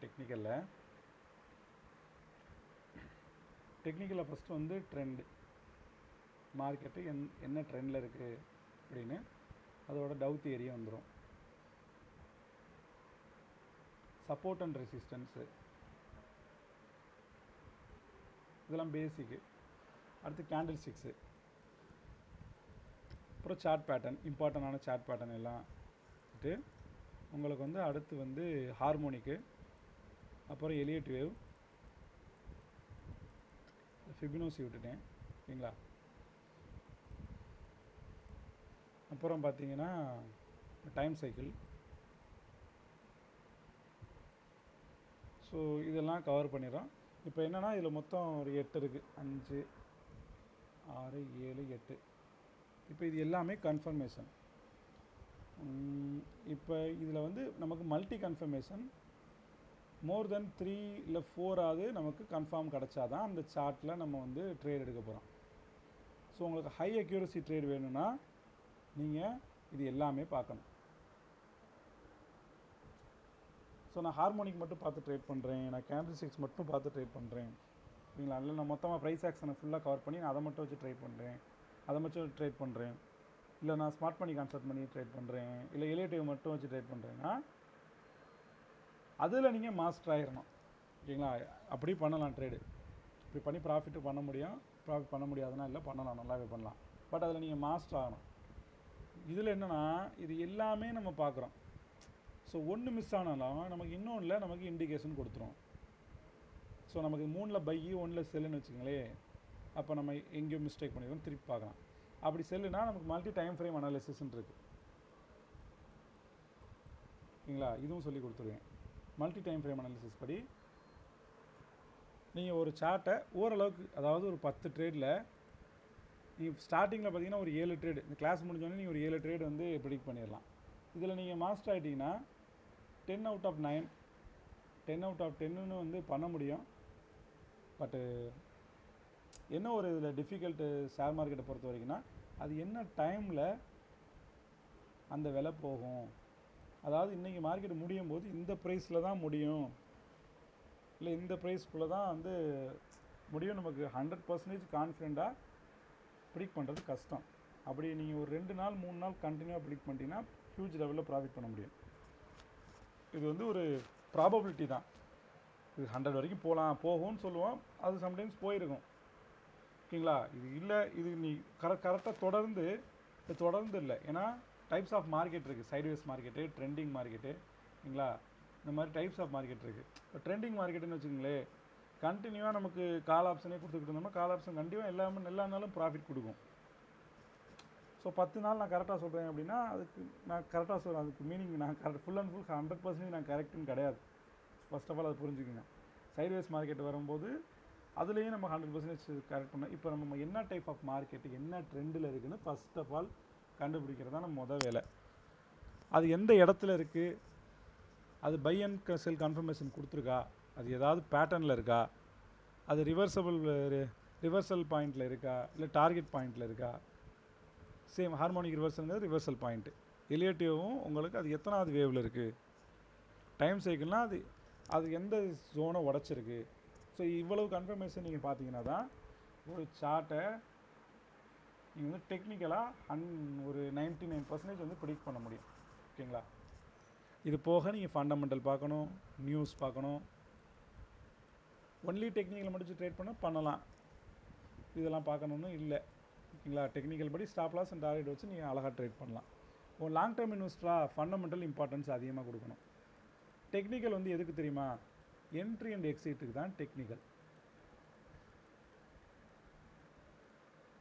ஃபண்டமெண்டல் எதுக்கு அப்படின்னா எந்த கம்பெனியை நீங்கள் சூஸ் பண்ண போகிறீங்க. ஃபண்டமெண்டலாக இந்த கம்பெனி ஓகே அப்படின்னா ஃபஸ்ட்டு ஃபண்டமெண்டல் பார்க்கணும். இந்த கம்பெனி நல்லா இருக்குப்பா, லாங் டேர்முக்கு ஒர்க் அவுட் ஆகும். நெக்ஸ்ட்டு கேள்வி, அது எங்கே வாங்குறது. ஓகேங்களா? அடுத்து அது எங்கே செல் பண்ணுறது. ஸோ மெயினான இந்த 3 விஷயம் உங்களுக்கு தெரிஞ்சிருக்கணும். நீங்கள் லாங் டேர்மில் வாங்கினாலும் சரி, இல்லை ஸ்விங் ட்ரேடில் வாங்கினாலும் சரி. டே ட்ரேடுக்கும் ஸ்கேல்பிங்க்கும் ஃபண்டமெண்டல் பெருசாக தேவைப்படாது. ஓகேங்களா? நியூஸ் ஒன்று இம்பார்ட்டண்ட்டு. நியூஸ் ஏன் இம்பார்ட்டண்ட்டுனா இந்த ஷேருக்கு, இந்த ஸ்டாக்குக்கு இந்த குவார்ட்டர்லி ரிசல்ட் எப்படி வந்திருக்கு, ப்ராஃபிட்டபுளாக இல்லையா, இதில் அந்த கம்பெனியோட சிஇஓ வந்து இருக்காரா இல்லை போயிட்டாரா, வேறு கம்பெனிக்கு போயிட்டாரா. ஸோ இந்த மாதிரி ஒரு 10 இருக்குது, கேரக்டர் இருக்குது. இதெல்லாம் செக் பண்ணணும் நம்ம. ஸோ இதெல்லாம் தான் பேசிக்ஸ். ஸோ நாளையிலேருந்து உங்களுக்கு fundamental and option class start பண்ணிடுவாங்க.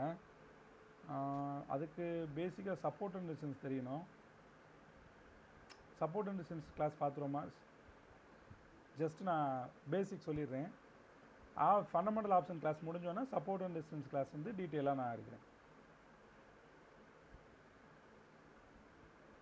ஓகே, ஏன்னா நான் கேண்டில் எதுவுமே சொல்லலை உங்களுக்கு. எடுத்தோன்னே சப்போர்ட் அண்ட் ரெசிஸ்டன்ஸ் சொன்னால் நான் உங்களுக்கு சொல்லித்தரேன். எப்படி பேசிக் மட்டும் சொல்லுவேன், ஓவராலாக சொல்கிறேன். ஸோ ஒரு ஸ்டாக் வந்து 100 to 1000 போகுதுன்னு வச்சுக்கோங்களேன். ரொம்ப ரேரான ஸ்டாக்கு தான் இந்த மாதிரி போகும். ரொம்ப ரேர், மல்டிபேக்கர் அந்த மாதிரி இருந்துச்சுன்னா மட்டும்தான் இப்படி போகும். இல்லைன்னா அந்த ஸ்டாக் எப்படி போகும்னா இந்த மாதிரி போகும். ஓகேங்களா? அதாவது 100 ரூபா போய்ட்டு 200, ஒரு 170, மறுபடியும் 300, 250, 500, 400, 1000 வச்சுக்கோங்க. ஸோ இதுக்கு என்ன காரணம்னா மார்க்கெட்டு இன்னொன்று மேலே ஒரு ஸ்டாக் மேலே ஏறிக்கிட்டே இருக்குது அப்படின்னா அந்த ஸ்டாக்கை சிம்பிளான கான்செப்ட் பை பண்ணிக்கிட்டே இருக்காங்க, பையர்ஸ் அதிகமாக இருக்காங்கன்னு அர்த்தம். ஒரு ஸ்டாக் இறங்கிக்கிட்டே இருக்குன்னா செல்லர்ஸ் செல் பண்ணிகிட்டே இருக்காங்க, செல்லர்ஸ் அதிகமாக இருக்காங்க. ஸோ இதுதான் பேசிக்கான கான்செப்ட். இப்போ ஒரு ஷேர் வந்து 100 ரூபாயிலேருந்து 1000 ரூபா போகுது. அப்போ என்னென்னா பல்காக இங்கே பல்க் டீல் நடந்திருக்கும். ஓகேங்களா? பெரிய லெவலில் இன்வெஸ்டர்னு இருப்பாங்க, இன்ஸ்டிடியூஷனல் இன்வெஸ்டர்னு இருக்காங்க. இந்தியாவை பொறுத்த வரைக்கும் எஃப்ஐஐ, டிஐஐ, இல்லை ஃபாரின் இன்வெஸ்டர், டொமஸ்டிக் இன்வெஸ்டர் சொல்கிறது. ஸோ அவங்களும் இன்வெஸ்ட் பண்ணியிருப்பாங்க, ரீட்டைலரும் இன்வெஸ்ட் பண்ணியிருப்பாங்க, எல்லோரும் இன்வெஸ்ட் பண்ணியிருப்பாங்க, ஹெச்என்ஐ கிளைண்ட்டு எல்லாருமே இன்வெஸ்ட் பண்ணியிருப்பாங்க. ஸோ பல்காக இன்வெஸ்ட்மெண்ட் நடந்திருக்கு. யாருமே வந்து விற்க விரும்பலை அப்படின்னா, வாங்கிக்கிட்டே இருக்காங்கன்னா ஷேர் வந்து இந்த மாதிரி போகும். ஓகேவா? ஒரு ஷேரை வந்து இந்த மாதிரி 200 போயிட்டு 150 வருது, 300 போயிட்டு 200 வருது, இப்படி போயிட்டு வருதுன்னா இது வந்து இதுக்கு பேர் ஸ்விங் ட்ரேடிங். ஸ்விங் ட்ரேடிங்னா சின்ன லாபம் வந்தோன்னே வித்துறது, மறுபடியும் கீழே வந்தால் வாங்குறது. ஓகேங்களா? 100 ரூபாய்க்கு வாங்கி 200 ரூபாய்க்கு வித்துறது, திரும்பி 160 70 வரும்போது வாங்கிட்டு 300ல் விற்கிறது. அப்போ என்ன அர்த்தம்னா இந்த இடத்துல பையர் வாங்கியிருக்காங்க, லாங் டேர்ம் பையரும் இருப்பாங்க. அதாவது இங்கே வாங்கினவர் இங்கே தான் விற்கலான்னு ஐடியாவில் வாங்கியிருக்கார், அவர் நடுவில் எங்கேயுமே செல் பண்ண மாட்டார். ஸோ ஒரு type of long term investor. Swing trader உள்ளே வரும்போது என்ன ஆகும்னா இந்த ஸ்டாக்கு 100 ரூபாய்க்கு வாங்கினவர் 200 ரூபா வந்துச்சு, ஓகே டபுள் ஆயிடுச்சு விற்றுருவோன்னு விற்கிறது. ஓகேங்களா? ஸோ விற்றோன்னு என்ன ஆகும், ஸ்விங் ட்ரேடர்லாம் செல் பண்ணோன்னா செல்லர்ஸ் அதிகமானோன்னு என்ன ஆகும், மார்க்கெட் கீழே இறங்கும், 170 150 அது மாதிரி வரும். இங்கே ஆல்ரெடி வாங்கி வச்சுருக்க பையர் இருக்கனால திரும்பி வாங்கின விலைக்கே வராது. ஸோ 170 150 வந்தோடனே ஸ்விங் ட்ரேடர் என்ன பண்ணுவார், இங்கே விற்றவர் திரும்பி இங்கே வந்தோன்னே வாங்குவார். அப்போ என்ன ஆகும், மார்க்கெட்டு இன்னும் மேலே ஏறும். இது ஒரு கான்செப்ட். ரெண்டாவது கான்செப்ட்டு, நான் டாடா மோட்டாரை 100 ரூபாய்க்கு வாங்க மிஸ் பண்ணிட்டேன் அப்படின்னு நினைக்கிறவங்க திரும்பி 300 ரூபா வந்தால் வாங்குவாங்களா? அது 500 ரூபா போயிட்டு 300 ரூபா வந்தால் அந்த ஷேரை திரும்பி வாங்குறதுக்கு ரீஇன்வெஸ்ட்மெண்ட் ஆள் வரும். ஸோ அப்போ இந்த இடத்துல என்னென்னா இங்கே லாங் டேர்ம் இன்வெஸ்டர் வாங்கின ஷேரு அதுக்கான பையும் இருக்கும், புதுசாக வந்த நியூ ஸ்விங் ட்ரேடரும் இருப்பாங்க, நியூ லாங் டேர்ம் இன்வெஸ்டரும் இருப்பாங்க. ஸோ அதனால் என்ன ஆகுனா ப்ரீவியஸாக வந்த ஹை 200ங்கிறத உடச்சிட்டு, இதுக்கு பேர் பிரேக் அவுட், உடச்சிட்டு மேலே போய் 300 வரைக்கும் போகும். அப்போ 150 ரூபாவில் வாங்கினவர் 300 ரூபாவில் செல் பண்ணிட்டார்னா ஸ்விங் ட்ரேடர் செல் பண்ணிடுவாங்க. ஓகேங்களா? ஒரே நிமிஷம், யாரும் வந்துருக்காங்க பாருங்க, ஒரு நிமிஷம்.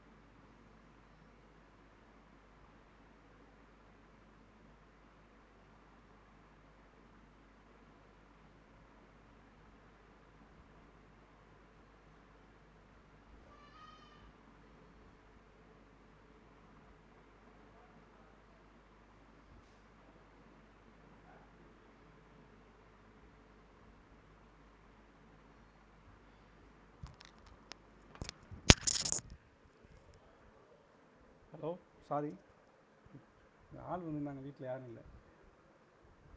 ஓகே, கேட்குதுங்களா? கேக்குது bro. Okay bro, okay bro.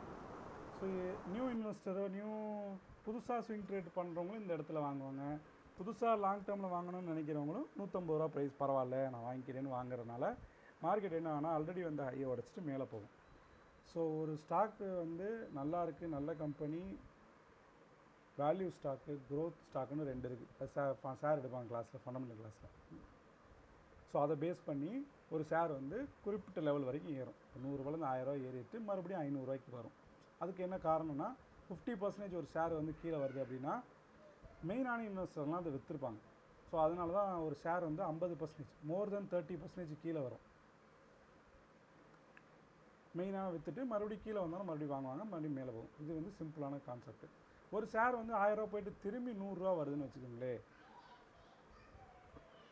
இவங்கெல்லாம் செல் பண்ணிட்டாங்க, மொத்தமாக செல் பண்ணிட்டாங்க. இங்கே வாங்கினவருக்கு லாஸ் வந்திருக்கும், இங்கே வாங்கினவருக்கு லாஸு, இங்கே வாங்கி வச்சவங்களுக்கு லாஸு, அதாவது விற்காமல் வச்சுருந்தாங்கன்னா. ஸோ இதில் வந்து கீழே வந்து அந்த கம்பெனிக்கு ஏதாவது நெகட்டிவ் நியூஸு, இல்லை அவங்களுக்கு ப்ராஜெக்ட் இருந்திருக்காது, கடன் அதிகமாக இருக்கும், ஸோ ஏதோ ஒன்று இருக்கும்.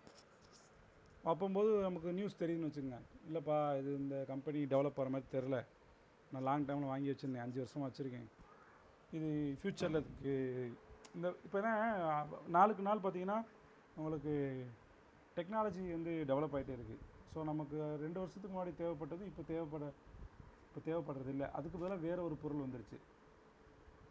ஸோ அப்போ அதெல்லாம் அடி வாங்கும். அந்தந்த கம்பெனிலாம் அடி வாங்கும். சில கம்பெனி வந்து அதை அப்படியே டெவலப் பண்ணிவிட்டு அவங்கள க்ரோ பண்ணிட்டு வந்துடுவாங்க. ஸோ எந்த கம்பெனிலாம் அடி வாங்குதோ அப்போ நம்ம என்ன பண்ணுவோன்னா, இந்த 100 வாங்கியிருக்கோம், 400 இருக்குது, பரவாயில்ல விற்றுரும், நான் நல்ல ப்ராஃபிட்னு சொல்லிட்டு இப்படி செல் பண்ண தான் அந்த ஸ்டாக்கு கீழே வரும். ஸோ இது வந்து பேசிக்கானது. இப்போ இதில் சப்போர்ட் அண்ட் ரெசிஸ்டன்ஸ் அப்படின்னா என்னென்னா, சப்போர்ட் அப்படிங்கிறது இப்போ 100 போயிட்டு 200 போயிட்டு திரும்பி 150 வந்து மறுபடியும் மேலே போகுதுல்ல, இந்த ஜோன் எங்கேருந்து புறப்படுதோ அது சப்போர்ட், இந்த ஜோன் வந்து சப்போர்ட்டு. எகைன் வந்து 300 போயிட்டு 250 வந்து அப்படி திரும்புது அப்படின்னா, இல்லை 200 வந்து திரும்புதுன்னு வச்சுக்கோங்களேன், இது சப்போர்ட். இப்போ மேலே போய் ஒரு ஜோன் தொட்டுட்டு கீழே வருதுல்ல, இது வந்து ரெசிஸ்டன்ஸ். அதாவது சப்போர்ட்டுங்கிறது லோ, ரெசிஸ்டன்ஸுங்கிறது ஹை. ஓகேங்களா? ஸோ இது வந்து லோ, 100 லோ, 200 ஹை ப்ரைஸ். அதாவது எவ்வளோ தூரம் போயிருக்கு அப்படிங்கிறது, அதுதான் 200 தான் கரண்ட்டாக இருக்கிற ஹை ப்ரைஸ். திரும்பி கீழே வந்துருச்சு 150 வந்துருச்சுன்னா ப்ரீவியஸாக இருக்குது, இது ப்ரீவியஸ் லோன்னு சொல்கிறது. இதை கரண்ட் லோ வந்து 150, அப்போ இது வந்து சப்போர்ட் 1, இது சப்போர்ட் 2, அதுக்கு கீழே இருந்துச்சுன்னா support 2. So support and resistance எப்படி ஒர்க் ஆகுது அப்படின்னா,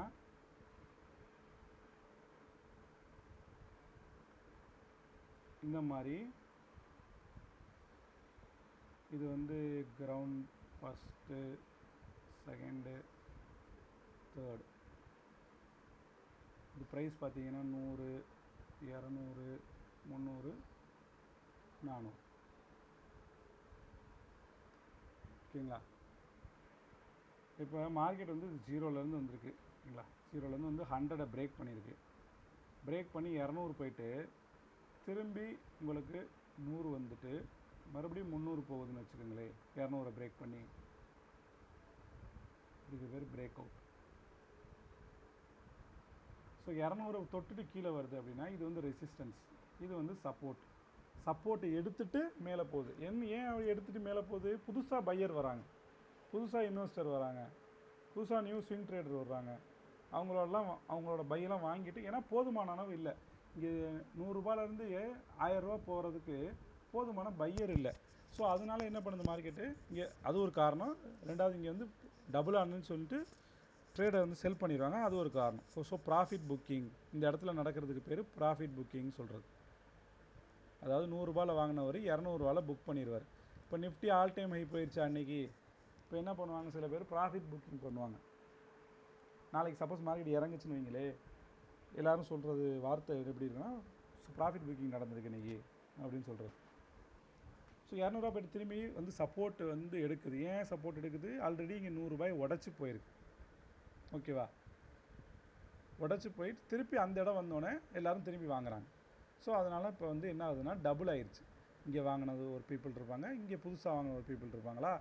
ஸோ டபுள் ஆனோன்னா மார்க்கெட் வந்து 100 300 போயிடுச்சு. எகைன் இது கீழே வருது, 200 தொட்டுட்டு மறுபடியும் 400 போகுது அப்படின்னா இது மறுபடியும் சப்போர்ட்டு, இது வந்து ரெசிஸ்டன்ஸை உடச்சி அடுத்த ரெசிஸ்டன்ஸ் போகும். ஓகேங்களா? அதே கீழே வருது அப்படின்னா சப்போர்ட்டை வந்து தொட்டுட்டு மேலே போகாமல் சப்போர்ட்டை உடச்சிருச்சு அப்படின்னா இப்போ இது சப்போர்ட், நமக்கு சப்போர்ட்டை உடச்சிட்டு அடுத்த சப்போர்ட் போகும். ஸோ இதுதான் கான்செப்ட்.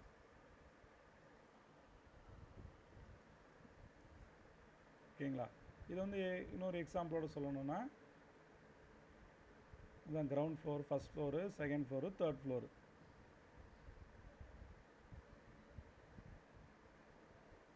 இப்போ நான் இங்கே இருக்கேன் அப்படின்னா, நான் ஒன்று இது எனக்கு நான் எங்கே நிற்கிறேனோ, ஓகேங்களா, நான் என்ன ப்ரைஸில் இருக்கணும், எனக்கு கீழே இருக்கிறது தான் சப்போர்ட். நான் அந்த தரையோட சப்போர்ட்டில் தான் நான் நின்றுக்கிட்டு இருக்கேன். நான் அப்போ மாடிக்கு நான் மேலே போகணும், ஃபஸ்ட் ஃப்ளோர் போகணும் அப்படின்னா நான் லிஃப்ட் வழியாவோ ஸ்டெப் வழியாவோ போகலாம். ஓகேங்களா? ஸோ நான் இப்போ இங்கே போயிட்டேன், மேலே லிஃப்ட்லேயாவோ ஸ்டெப்ஸ்லையாவோ நான் போயிட்டேன்னு வச்சுக்கோங்களேன். இப்போ எனக்கு வந்து இதுதான் சப்போர்ட், ஃபஸ்ட் ஃப்ளோரோட தரை தான் சப்போர்ட்டு. எனக்கு மேலே இருக்கிற சீலிங், செகண்ட் ஃப்ளோரோட சீலிங் தான் எனக்கு இப்போ ரெசிஸ்டன்ஸ். நான் இங்கே இருக்கும்போது கிரவுண்ட் ஃப்ளோர் இருக்கும்போது கிரவுண்ட் ஃப்ளோரோட தர சப்போர்ட்டு, ஃபஸ்ட் ஃப்ளோரோட இந்த சீலிங் தான் வந்து எனக்கு ரெசிஸ்டன்ஸ். ஓகேங்களா? இங்கே வந்து இப்போ நான் செகண்ட் ஃப்ளோர் ஃபஸ்ட் ஃப்ளோரில் இருந்தேன்னா எனக்கு தர தான் வந்து சப்போர்ட்டு, மேலே இருக்க ப்ரீவியஸாக வந்திருக்க ஹை தான் வந்து எனக்கு ரெசிஸ்டன்ஸ். புரியுதுங்களா? இப்போ நான் மறுபடியும் மேலே போயிட்டேன், 300 தாண்டி உடச்சி போயிட்டேன்னு வச்சுங்க, செகண்ட் ஃப்ளோருக்கு போயிட்டா எனக்கு இப்போ வந்து செகண்ட் ஃப்ளோரு அதாவது 300 தான் சப்போர்ட்டு. ஆல்ரெடி மேலே இருக்க தேர்ட் ஃப்ளோரோட சீலிங் தான் வந்து எனக்கு வந்து ரெசிஸ்டன்ஸ், அதாவது 400 ரூபாய். இதே உடச்சி நான் மேலே போயிட்டேன் அப்படின்னா இப்போ எனக்கு 400 தான் சப்போர்ட்டு. மேலே ரெசிஸ்டன்ஸ் இந்த ஸ்டாக்குக்கு புதுசாக எதுவுமே ஹை கொடுக்கல அப்படின்னா இதுக்கு நோ ரெசிஸ்டன்ஸ், அதாவது மேலே ரெசிஸ்டன்ஸே இல்லை. ரெசிஸ்டன்ஸுங்கிறது ஒரு ப்ரைஸு, அந்த விலை போனால் மார்க்கெட்டு ரியாக்ட் ஆகும், திரும்பி கீழே வர்றதுக்கான பாசிபிலிட்டி இருக்குது. ஸோ அது ஒரு தடுக்கிற மாதிரி ஒரு ப்ரைஸு. ஸோ மேலே போச்சு அப்படின்னா இப்போ மார்க்கெட்டு வந்து சப்போர்ட் எடுத்துகிட்டு இது சப்போர்ட், இது மேலே போகுதுன்னு வச்சுக்கோங்களேன், இங்கே வந்து மறுபடியும் மார்க்கெட் திரும்பும்.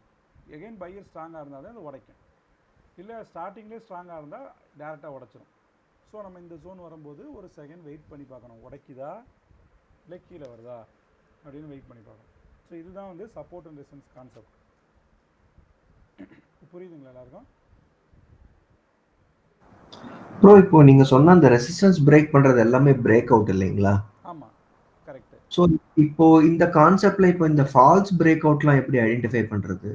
ஓகே, இது உங்களுக்கு டெக்னிக்கல் கிளாஸ் ஃபுல்லாக வரும்போது சொல்கிறேன். இப்போ ஜஸ்ட் ஒரு மெயினான கான்செப்ட் சொல்கிறேன். இது 100, இது 200. ஓகேவா?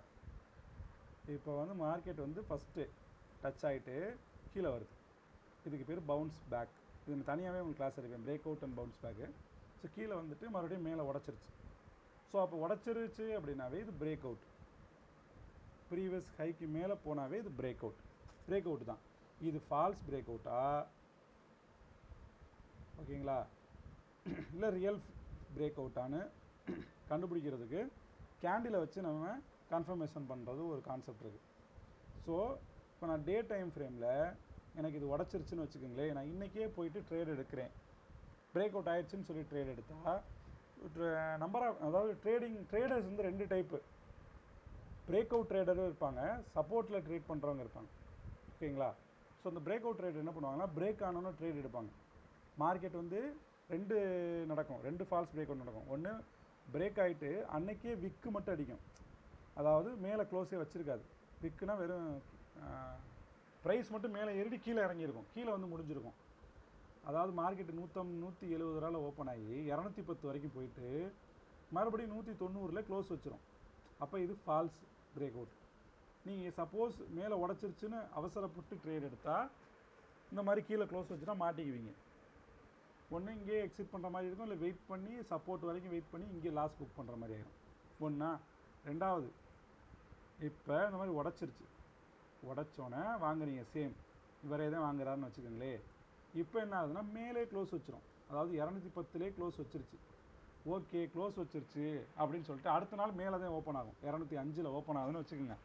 இப்போ என்ன பண்ணுவாங்கன்னா புது ட்ரேடர் உள்ளே வருவார். ஓகே நேற்று பிரேக் வச்சு க்ளோஸ் வச்சிருச்சு, நம்ம இப்போ வாங்கலாம் அப்படின்னு சொல்லிட்டு வாங்குறாங்க.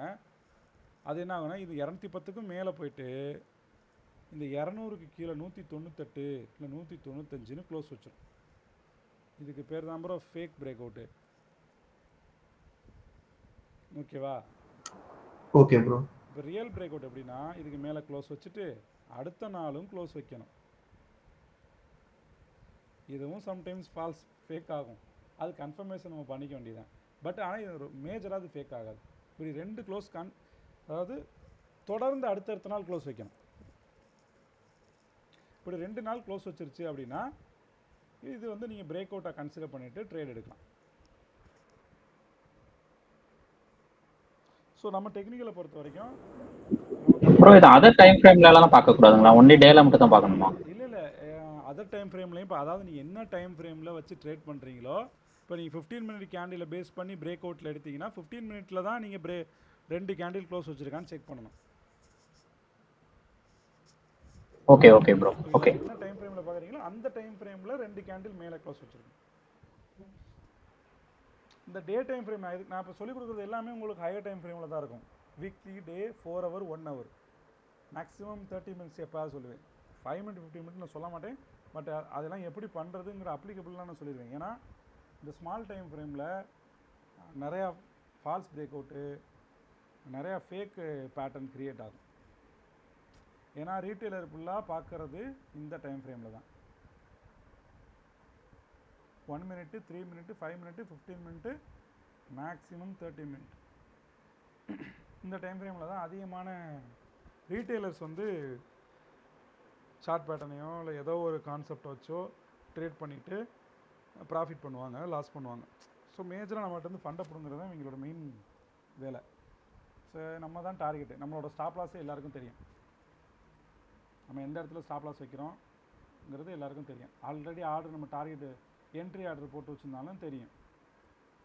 ஸோ எல்லாம் அழகாக வந்து ஸ்டாப் லாஸை வந்து இதுக்கு பேர் ஸ்டாப் லாஸ் ஹண்டிங் பண்ணிட்டு அப்புறம் மார்க்கெட்டு மேலே போகும். ஓகேங்களா? இந்த ஃபால்ஸ் பிரேக் அவுட் இருக்குல்ல, இதுக்கு பேர் கூட ஸ்டாப் லாஸ் ஹண்டிங் தான். இது போயிட்டு திரும்பி கீழே வந்துச்சுன்னா பிரேக் அவுட் ஆனவனுக்கு ஃபுல்லாக இங்கே வந்து ஸ்டாப் லாஸ் எடுத்துகிட்டு கீழே வந்துடும். ஸோ நம்ம அதனால தான் கால்ஸ்ல ரொம்ப லாங் ஸ்டாப் லாஸ் வைக்கிறீங்களா? எதில் ப்ரோ? நீங்க கொடுக்குற கால்ஸ்ல எப்பவுமே மினிமம் ஒரு நாங்கள் ஸ்டாப் லாஸ் வைக்கிறது, ஸ்டாப் லாஸ் வந்து ஆக்சுவலாக எப்படி வைக்கணும்னா, இப்படி ஒரு ஸ்டாக் போகுதுன்னு வச்சுக்கோங்களேன், நம்ம வந்து ப்ரீவியஸாக இருக்க லோ தான் ஸ்டாப் லாஸ் வைக்கணும். இதுதான் எல்லாரும் வைக்கிறது. இப்போ ஸ்டாக்கோட 1% அந்த ஸ்டாக்கு இன்ட்டு 1%ன்னு போட்டிங்கன்னா ஒரு வேல்யூ வரும். அந்த வேல்யூ மைனஸ் பண்ணி அதுக்கு கீழே ஸ்டாப் லாஸ் வைக்கணும். இதுவுமே இப்போ இன்ஸ்டிடியூஷன் என்ன பண்ணுது, ஹண்ட் பண்ணுது. இப்போ இந்த கேண்டில் இது வரைக்கும் போயிட்டு இதை உடச்சிட்டு இங்கே ஸ்டாப் லாஸ் வச்சுருப்பாங்க, எல்லாரையும் எடுத்துகிட்டு போயிடும். இப்போ என்ன பண்ணுறாங்கன்னா வர்றாங்க, இது வரைக்கும் வந்து இவ்வளோ பெரிய விக்கு அடிச்சுட்டு மேலே போயிடுறாங்க. ஸோ அதனால தான் நாங்கள் வந்து ஸ்டாப் லாஸும் பெருசாக கொடுக்குறோம். ரெண்டாவது ரிஸ்க் ரிவார்டு 1:1 தான் கொடுக்குறோம். 1:1 ஆர் 1:2 தான் நீங்கள் ட்ரேட் பண்ணணும். அப்போ தான் நீங்கள் வந்து ப்ராஃபிட்டபிள் ட்ரேடராக மாற முடியும். நான் வந்து 100 பாயிண்ட் ஸ்டாப் லாஸ் வச்சுருக்கேன், ஆனால் 10 பாயிண்ட் தான் நான் டார்கெட் ஸ்கேல் பண்ண போகிறேன்னு நீங்கள் ட்ரேட் பண்ணிங்கன்னு வச்சுக்கோங்களேன், அது வேஸ்ட். 10 ட்ரேடு ப்ராஃபிட் பண்ணி 100 பாயிண்ட் கிடைக்கும். ஒரு ட்ரேடு லாஸ் பண்ணிங்கன்னா 100 பாயிண்ட் போயிடும். இன்னொன்று இருக்குது, 10 point stop loss, 100 point target. இது வந்து 1:10. இது சூப்பர். பட் இந்த 10 பாயிண்ட் ஸ்டாப் லாஸில் நீங்கள் 10 ட்ரேடு இல்லை வந்து உங்களுக்கு 3 ட்ரேடு இல்லை 2 ட்ரேடு ப்ராஃபிட் கொடுத்தாலும் நீங்கள் 0 லாஸ் தான். பட் இது ஹை அக்யூரசி வேணும். இப்போ இந்த 10 பாயிண்ட் ஸ்டாப் லாஸ் டைட்டாக கொடுக்குறோன்னு வச்சுக்கோங்க. இப்போ டைட் ஸ்டாப் லாஸ், இந்த டைட் ஸ்டாப் லாஸ் வந்து நமக்கு 100% தெரியும் போது போட்டு எடுக்கிறது. ஸோ அதெல்லாம் நீங்கள் வந்து நல்ல எக்ஸ்பீரியன்ஸ் ஆனோன்னே நீங்கள் அது பண்ணிங்கன்னா உங்களுக்கு ஒர்க் அவுட் ஆகும். ஸ்டார்டிங்கில் பண்ணிங்கன்னா ஒரு நாள் ஒர்க் அவுட் ஆகும், ஒரு நாள் ஒர்க் அவுட் ஆகாது. கடைசியாக பார்த்தா நமக்கு ஒன்லி லாஸ் மட்டும் தான் வச்சுருக்கோம், ப்ராஃபிட்டே பண்ணியிருக்க முடியாது. ஏன்னா நீங்கள் 1:10ன்னு மைண்ட் ஃபிக்ஸ் பண்ணிவிட்டு 4 ட்ரேடு 10 பாயிண்ட் ஸ்டாப் லாஸ் அடிச்சிருச்சுன்னா அடுத்த ட்ரேடு உங்களுக்கு 40 பாயிண்ட் போகுதுன்னா ஆட்டோமேட்டிக்காக 50 பாயிண்ட்டில் நீங்கள் போய் புக் பண்ணிடுவீங்க. ஸோ அந்த 100 பாயிண்ட்னா 100 பாயிண்ட் வரைக்கும் வெயிட் பண்ணி புக் பண்ணணும். அப்போ தான் உங்களுக்கு ப்ராஃபிட் வரும். ஸோ நீங்கள் என்ன ரிஸ்க் ரிவார்டு எடுக்கிறீங்கன்னு இம்பார்ட்டண்ட்டு. இன்னொன்று கேட்டிங்கல்ல, இந்த ஸ்மால் டைம் ஃப்ரேமில் ட்ரேட் பண்ணணும்னா நீங்கள் நல்ல எக்ஸ்பீரியன்ஸ் ட்ரேடராக இருந்தால் தான் ஸ்மால் டைம் ஃப்ரேம் வந்து உங்களால் எது ஃபேக்கு எது ஓகே இது வரும் வராதுங்கிறது உங்களுக்கு ஓரளவுக்கு ப்ரெடிக்ட் பண்ண முடியும். ஒரு சார்ட்டில் நீங்கள் வந்து மினிமம் 10,000 ஹவர்ஸ் ஸ்பெண்ட் பண்ண சொல்லுவாங்க. அவ்வளோ டைம் பண்ண முடியாது. அட்லீஸ்ட் ஒரு 1000 ஹவர்ஸ் ஆகுது நீங்கள் சார்ட்டில் இந்த டைம் ஃப்ரேமில் இந்த டைம் ஃப்ரேம் கேண்டில்ஸ்டிக்ஸ் வச்சு நீங்கள் ட்ரா பண்ணி ஸ்பெண்ட் பண்ணியிருந்தால் மட்டுமே உங்களால் வந்து 100% ப்ரெடிக்ட் பண்ண முடியும். நான் சொல்கிறது இன்ட்ராடே. நீங்கள் ஒரு ஸ்விங் ட்ரேடரு இல்லை நீங்கள் ஒரு லாங் டேர்ம் இன்வெஸ்டர்னு வச்சுங்களேன், இவ்வளோவெல்லாம் நீங்கள் பார்க்க தேவையில்லை. ஃபண்டமெண்டல் பார்த்துட்டு டெக்னிக்கல் நான் சொல்லி இப்போ நான் கவர் பண்ணுற டெக்னிக்கல் பார்த்தீங்கன்னாவே சிம்பிளாகவே போதும், அது அழகாக போகும். நீங்கள் இன்ட்ராடே போனீங்கன்னா மல்டி டைம் ஃப்ரேம் பார்க்கணும், நிறையா பார்க்கணும். இன்ட்ராடே பொறுத்த வரைக்கும் இன்ட்ராடே வந்து ஆக்சுவலாக டஃப்பு. எப்படி சொல்கிறதுனா, நீங்கள் நல்ல எக்ஸ்பீரியன்ஸ் பர்சன் ஆனதுக்கப்புறம் நீங்கள் இன்ட்ராடேயில் தான் அப்போ தான் நீங்கள் ப்ராஃபிட்டபிள் ட்ரேடராக மாற முடியும். ஸ்டார்டிங்கில் இன்ட்ராடே தான் பண்ணி பழகுறீங்க அப்படின்னா இன்ட்ராடே பண்ணி பழகும்போது அது எஃப்என்டோவில் பழகாமல் ஈக்விட்டியில் பழகுங்க. உங்களுக்கு அட்லீஸ்ட் ப்ராஃபிட்டபுளாக லாஸ் பெருசாகாமையாவது இருக்கும். ஓகேங்களா? அதெல்லாமே எக்ஸ்பீரியன்ஸில் தான் சொல்லிக்கிட்டு இருக்கேன். ஏன்னா நான் ஃபஸ்ட்டு பண்ணது scalping, intraday, swing trade, long term investment. இதுதான் மேஜராக எல்லோரும் பண்ணுவாங்க. சில பேர் ஒர்க்கில் வேலை பார்த்துக்கிட்டு இருக்கவங்களால இன்ட்ராடே ஸ்கேல்பிங் ஃபஸ்ட்டே பண்ண முடியாது. ஸோ அவங்களாம் என்ன பண்ணுவாங்கன்னா டேரெக்டாக ஃபஸ்ட்டு லாங் டேர்ம் போயிடுவாங்க. ஸ்விங் ட்ரேடு பண்ணாமல் அடுத்து இன்ட்ராடே வந்துடுவாங்க. இன்ட்ராடேயில் வந்து இப்போ இதில் 10,000 ப்ராஃபிட் வந்திருக்கும் லாங் டேர்மில் ஒரு வருஷமாக. இன்ட்ராடேயில் பார்த்தீங்கன்னா அது 10 நாள்லேருந்து 10,000 போயிருக்கும். இல்லைனா 10,000 வந்திருக்கும், ப்ராஃபிட் வந்துடும். அப்போ பரவாயில்லையே, நம்ம ஒரு வருஷமாக 1,00,000 ரூபா போட்டு வச்சோம்னா 10,000 லாபம் வந்திருக்கு. இது 10 நாள்லேயே நம்ம 10,000க்கு 10,000 கொடுத்துருச்சு. இப்போ இது நல்ல ப்ராஃபிட்டபுளாக இருக்கேன்னு சொல்லிட்டு உள்ளே போய் காலை வச்சோம்னா அடி பயங்கரமாக விழுகும். Okay. So support and resistance வந்து எப்படி ட்ரா பண்ணுறதுன்னு உங்களுக்கு சொல்லி கொடுத்துருவா? ஒரு 10 நிமிஷம் ஆகும். ஓகேங்களா எல்லாருக்கும்? Okay bro. Okay bro.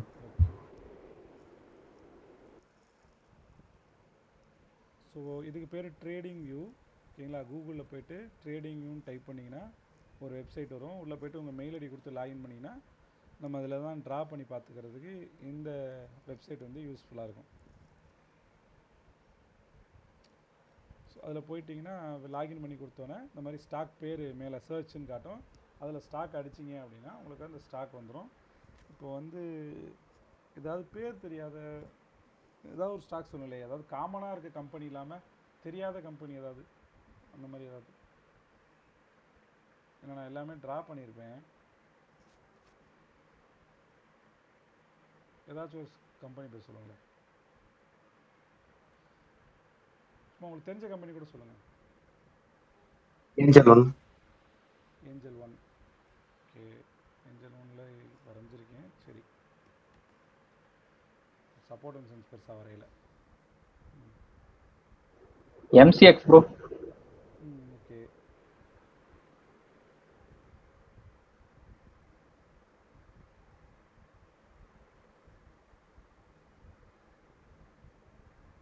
Okay. இப்போ என்னென்னா சப்போர்ட் அண்ட் ரெசிஸ்டன்ஸ் வந்து நான் உங்களுக்கு ஆல்ரெடி சொல்லிட்டேன். இப்போ வந்து மார்க்கெட் இப்படி போயிட்டுருக்கு. ஓகேவா? ஃபஸ்ட்டு இது போயிருக்கா, இந்த ஹை, இதுதான் ஃபஸ்ட்டு வந்திருக்க ஹை. ஸோ அப்போ இது இப்போதைக்கு நமக்கு ரெசிஸ்டன்ஸை உடச்சிருச்சு. இப்போ ஒரு லோ கொடுத்துட்டு இது லோ, இது ஹை, லோ கொடுத்துட்டு மேலே போயிருக்கா. இப்போதைக்கு நமக்கு இதுதான் சப்போர்ட். கரெக்டுங்களா? இந்த ரெட் லைன் தான் சப்போர்ட். மார்க்கெட்டு மேலே போய்ட்டு மறுபடியும் திரும்பிடுச்சு. அப்போ இது அடுத்த ரெசிஸ்டன்ஸ். இப்போ நமக்கு இது சப்போர்ட்டு. இந்த லைனு ஏற்கனவே மேலே வந்து திரும்பின இடம். இப்போ என்ன ஆகும்னா ரெசிஸ்டன்ஸ் பிகம் சப்போர்ட். ரெசிஸ்டன்ஸ் வந்து சப்போர்ட்டாக கன்வெர்ட் ஆகிடும். இப்போ இது நமக்கு சப்போர்ட்டு. மறுபடியும் மார்க்கெட் சப்போர்ட் எடுத்துகிட்டு மேலே போய்ட்டு ரெசிஸ்டன்ஸை பிரேக் பண்ணிட்டு எகைன் ஒரு ஆர் கிரியேட் பண்ணியிருக்கு. அடுத்த ரெசிஸ்டன்ஸ் திரும்பி இப்போ இது சப்போர்ட். இதை உடச்சிட்டு அடுத்த சப்போர்ட்டு, இதையும் உடச்சிட்டு கீழே இருக்க சப்போர்ட், மூணாவது சப்போர்ட்டுக்கு வந்து எடுத்துகிட்டு மார்க்கெட்டு மேலே போயிருக்கு, பெருசாக போயிருக்கு. ஸோ அப்போ நமக்கு இதெல்லாம் உடச்சிட்டு ரெசிஸ்டன்ஸ் எல்லாம் பிரேக் பண்ணிவிட்டு மேலே போயிடுச்சு. இப்போ வந்து மார்க்கெட் இங்கே நின்றுக்கிட்டு இருக்குது. இதுக்கு கீழே வந்துச்சுன்னா இப்போ இதுதான் நமக்கு ரெசிஸ்டன்ஸ். ஸோ இப்போ இந்த லைன், இப்போ நான் ஒரு ஹரிசாண்டல் லைன் போடுறேன்ல, இந்த லைனை தான் நம்ம ட்ரா பண்ண போகிறோம். இந்த லைன் எப்படி ட்ரா பண்ணுறதுனா, இதுக்கு பேர் கேண்டில் ஸ்டிக்ஸ். இங்கே போனீங்கன்னா இந்த இடத்துல இந்த மாதிரி கேண்டில்ஸ்ன்னு காட்டுதா, இதை கிளிக் பண்ணிவிட்டு ஃபஸ்ட்டு வரையும் போது நீங்கள் லைனில் வரைஞ்சி பழங்க. அப்புறம் வந்து நீங்கள் கேண்டில் வரைஞ்சி பழங்க. இப்போ லைனுன்னு வச்சா இந்த மாதிரி வந்துடும். ஓகேங்களா?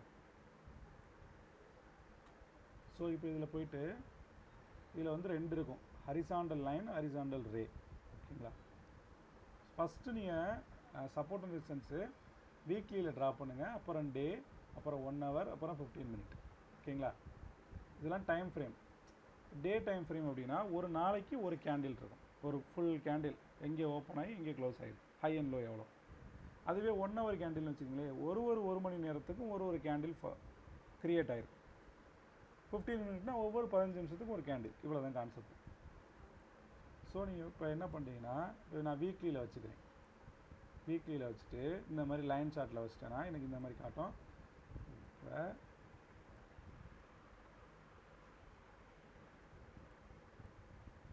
இங்கே போயிட்டு இதில் வந்து ஹரிசாண்டல் லைன் அப்படின்னு இருக்கும். ஓகேங்களா, இதை கிளிக் பண்ணிக்கங்க. மார்க்கெட் இது வரைக்கும் மேலே வரைக்கும் போய் திரும்பி இருக்கா?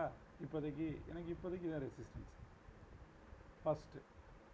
ஓகேவா, இப்போ நம்ம ரெசிஸ்டன்ஸ் சப்போர்ட்டுன்னு இது பண்ண வேணாம். இந்த மேலே இறங்கி இருக்கிறதுக்கு அதாவது லோ அண்ட் ஹை ப்ரைஸுக்கு நம்ம ஒரு லைன் ட்ரா பண்ண போகிறோம். ஓகேவா, இப்போ இங்கே ஒரு லைன் வரும், இங்கே ஒரு லைன் வரும், இங்கே ஒரு லைன் வரும். இப்போ இந்த மாதிரி பக்கத்தில் இருந்துச்சுன்னா இதுவும் சேமாக இருக்கா? நான் அந்த லைன் ரெண்டுக்கும் நான் ஒரு லைன் வரைகிறேன். இது ஆல்மோஸ்ட் பக்கத்தில் வந்துருக்கு. இந்த லோ டச் ஆகிருக்கு, இந்த லோ கிட்ட இருக்குது, இந்த லோ விட்டுருங்க.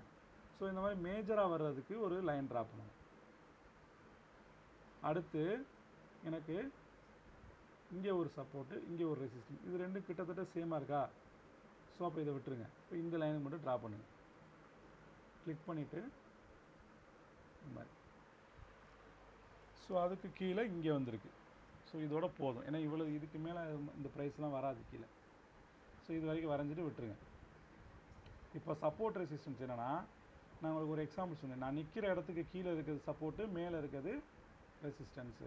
ஸோ மார்க்கெட் விலை எங்கே இருக்குது? 5273 இருக்குது.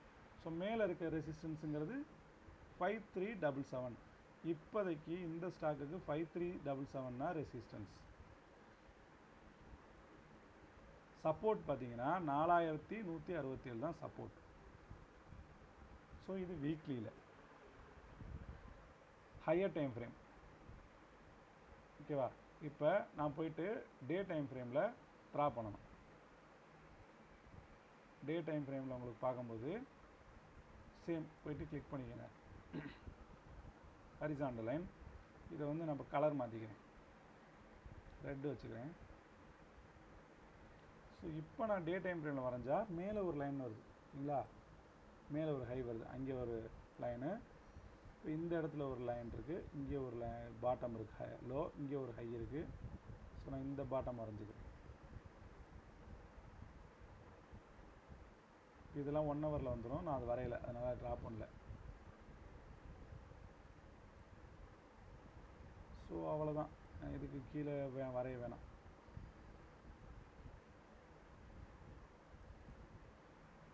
அப்புறம் 1 ஹவர் போயிருங்க. 1 ஹவர் போயிட்டு 1 ஹவருக்கு நான் வந்து ப்ளூ கலர் லைன் வச்சுக்கிறேன்.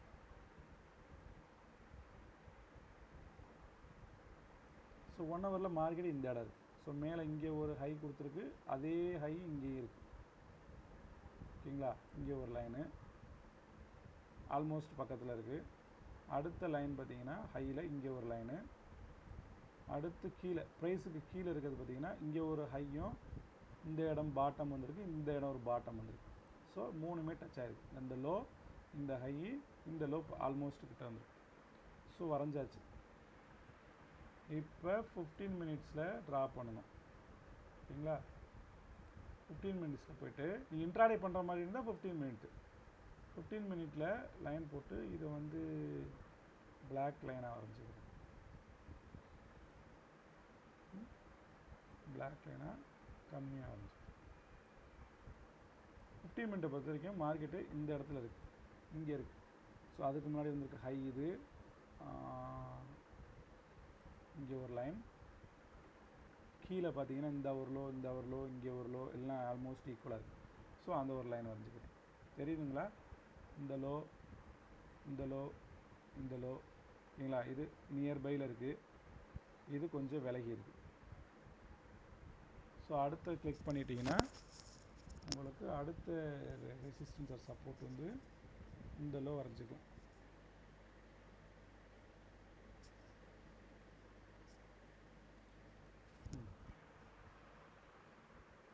ஸோ இப்படி தான் வந்து சப்போர்ட் அண்ட் ரெசிஸ்டன்ஸ் வரையணும். ஸோ ஏன் நான் சப்போர்ட் அண்ட் ரெசிஸ்டன்ஸ் உங்களுக்கு இன்றைக்கி சொல்லிக் கொடுக்குறேன்னா, ஃபண்டமெண்டல் ஆப்ஷன்ஸ் கிளாஸில் அந்த ஜோன் இருக்கும், resistance zone, support zone. So அது வரும்போது உங்களுக்கு தெரியணும். இப்படி நீங்கள் லைன் ட்ரா பண்ணிட்டீங்க, ப்ரைஸ் வந்து இந்த இடத்துல இருக்குது. ஓகேவா, அப்போ நமக்கு எது ரெசிஸ்டன்ஸு? இப்போதைக்கு 5281ங்கிறது ஃபஸ்ட் ரெசிஸ்டன்ஸ். ரெண்டாவது ரெசிஸ்டன்ஸு 5303. தேர்ட் ரெசிஸ்டன்ஸ் இங்கே சப்போர்ட் பார்த்தீங்கன்னா இங்கே தான் மார்க்கெட் இருக்குது. இப்போ சப்போர்ட் வந்து நம்ம இருக்கிற ப்ரைஸுக்கு கீழே உள்ளது சப்போர்ட். ஸோ இது வந்து சப்போர்ட் 1, சப்போர்ட் 2, சப்போர்ட் 3. ஸோ இவ்வளோ தான் வந்து சப்போர்ட் அண்ட் ரெசிஸ்டன்ஸ். ஓகேங்களா? போயிட்டு நீங்கள் இதில் போயிட்டு கேண்டில் மாற்றிட்டீங்கன்னா கேண்டில் வந்து இதுதான் பேசிக். இதுக்கு இண்டிகேட்டர் இருக்குது. சும்மா ஜஸ்ட்டு கிளிக் பண்ணிவிட்டு இண்டிகேட்டர் வச்சுட்டு சப்போர்ட் அண்ட் ரெசிஸ்டன்ஸ் கொடுத்தீங்கன்னா அதுவே லைன் வந்துடும். பட்டு அதெல்லாம் நீங்கள் ஃப்யூச்சரில் வச்சுக்கோங்க. ஆரம்பத்தில் நீங்கள் ப்ராக்டிஸ் பண்ணும்போது தயவு செஞ்சு எந்த ஒரு இண்டிகேட்டரும் யூஸ் பண்ண வேணாம்.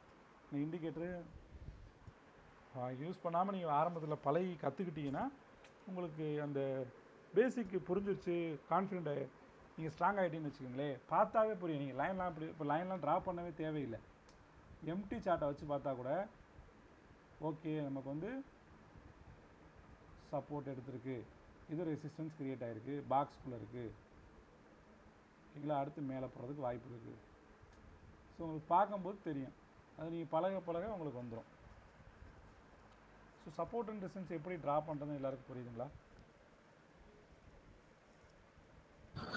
ஸோ பிரதர் இப்போ வந்து இப்போ ஸ்டார்டிங் அப்படிங்கறதுனால நீங்க வந்துட்டு லைன் சார்ட் எடுத்துட்டு சப்போர்ட் ரெசிஸ்டன்ஸ் டிரா பண்ண சொல்றீங்களா, இல்லாட்டி அதுதான் பெஸ்ட் மெத்தடா?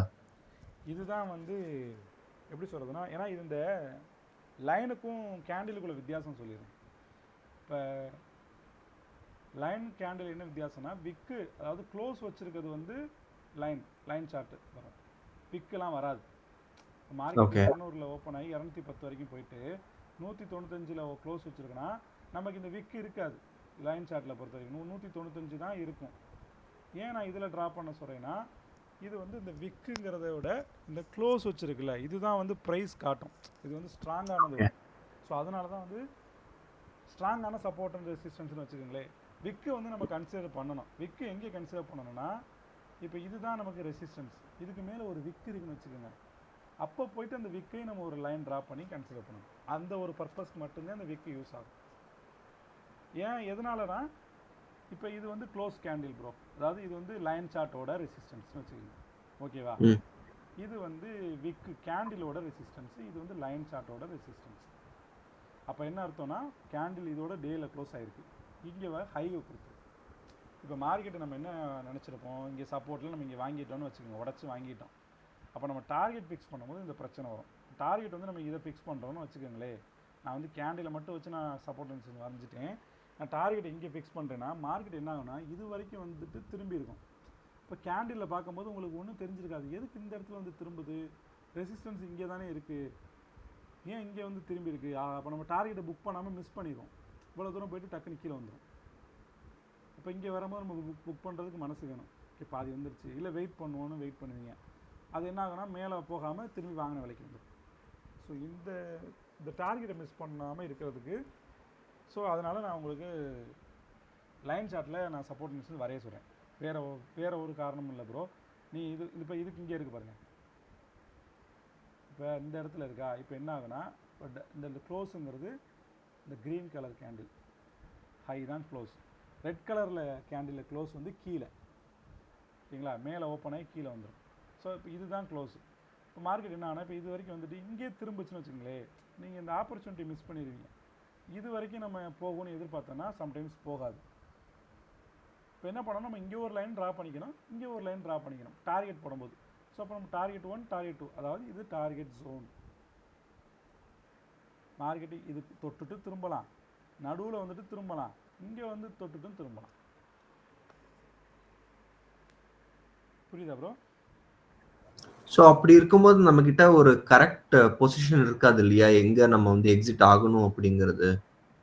எக்ஸிட் வந்து இப்போ நீங்கள் எந்த மாதிரி ஸ்டாக், அதாவது என்ன டைப் ஆஃபில் வாங்குறீங்கன்னு இம்பார்ட்டன்ட். இப்போ லாங் டேர்மில் வாங்குறீங்கன்னா அது ஓவராலாக கான்செப்டே வேறு.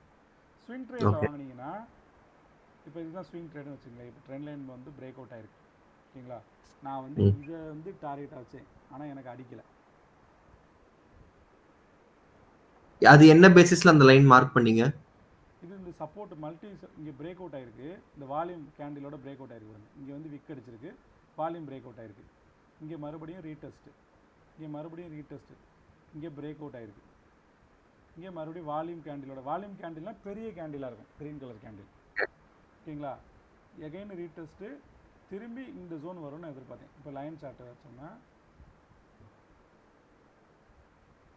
உங்களுக்கு இந்த இருக்கு பாருங்க. ஸோ நான் இது எதிர்பார்த்தேன். ஆனால் என்ன ஆயிருக்கு மார்க்கெட்டுனா, இது என்ன க்ளோஸ்னால கீழே காட்டுது. இது வரைக்கும் வந்துருக்கு ஹை, இது வரைக்கும். இப்போ இந்த இடத்துல ஒரு லைன் ட்ரா பண்ணுறேன்னு வச்சுக்கோங்க. இப்போ நான் கேண்டில் வச்சுக்கிறேன். இப்போ இவன் வந்து இந்த லைனை டச் பண்ணிட்டு இறங்கியிருக்கேன்.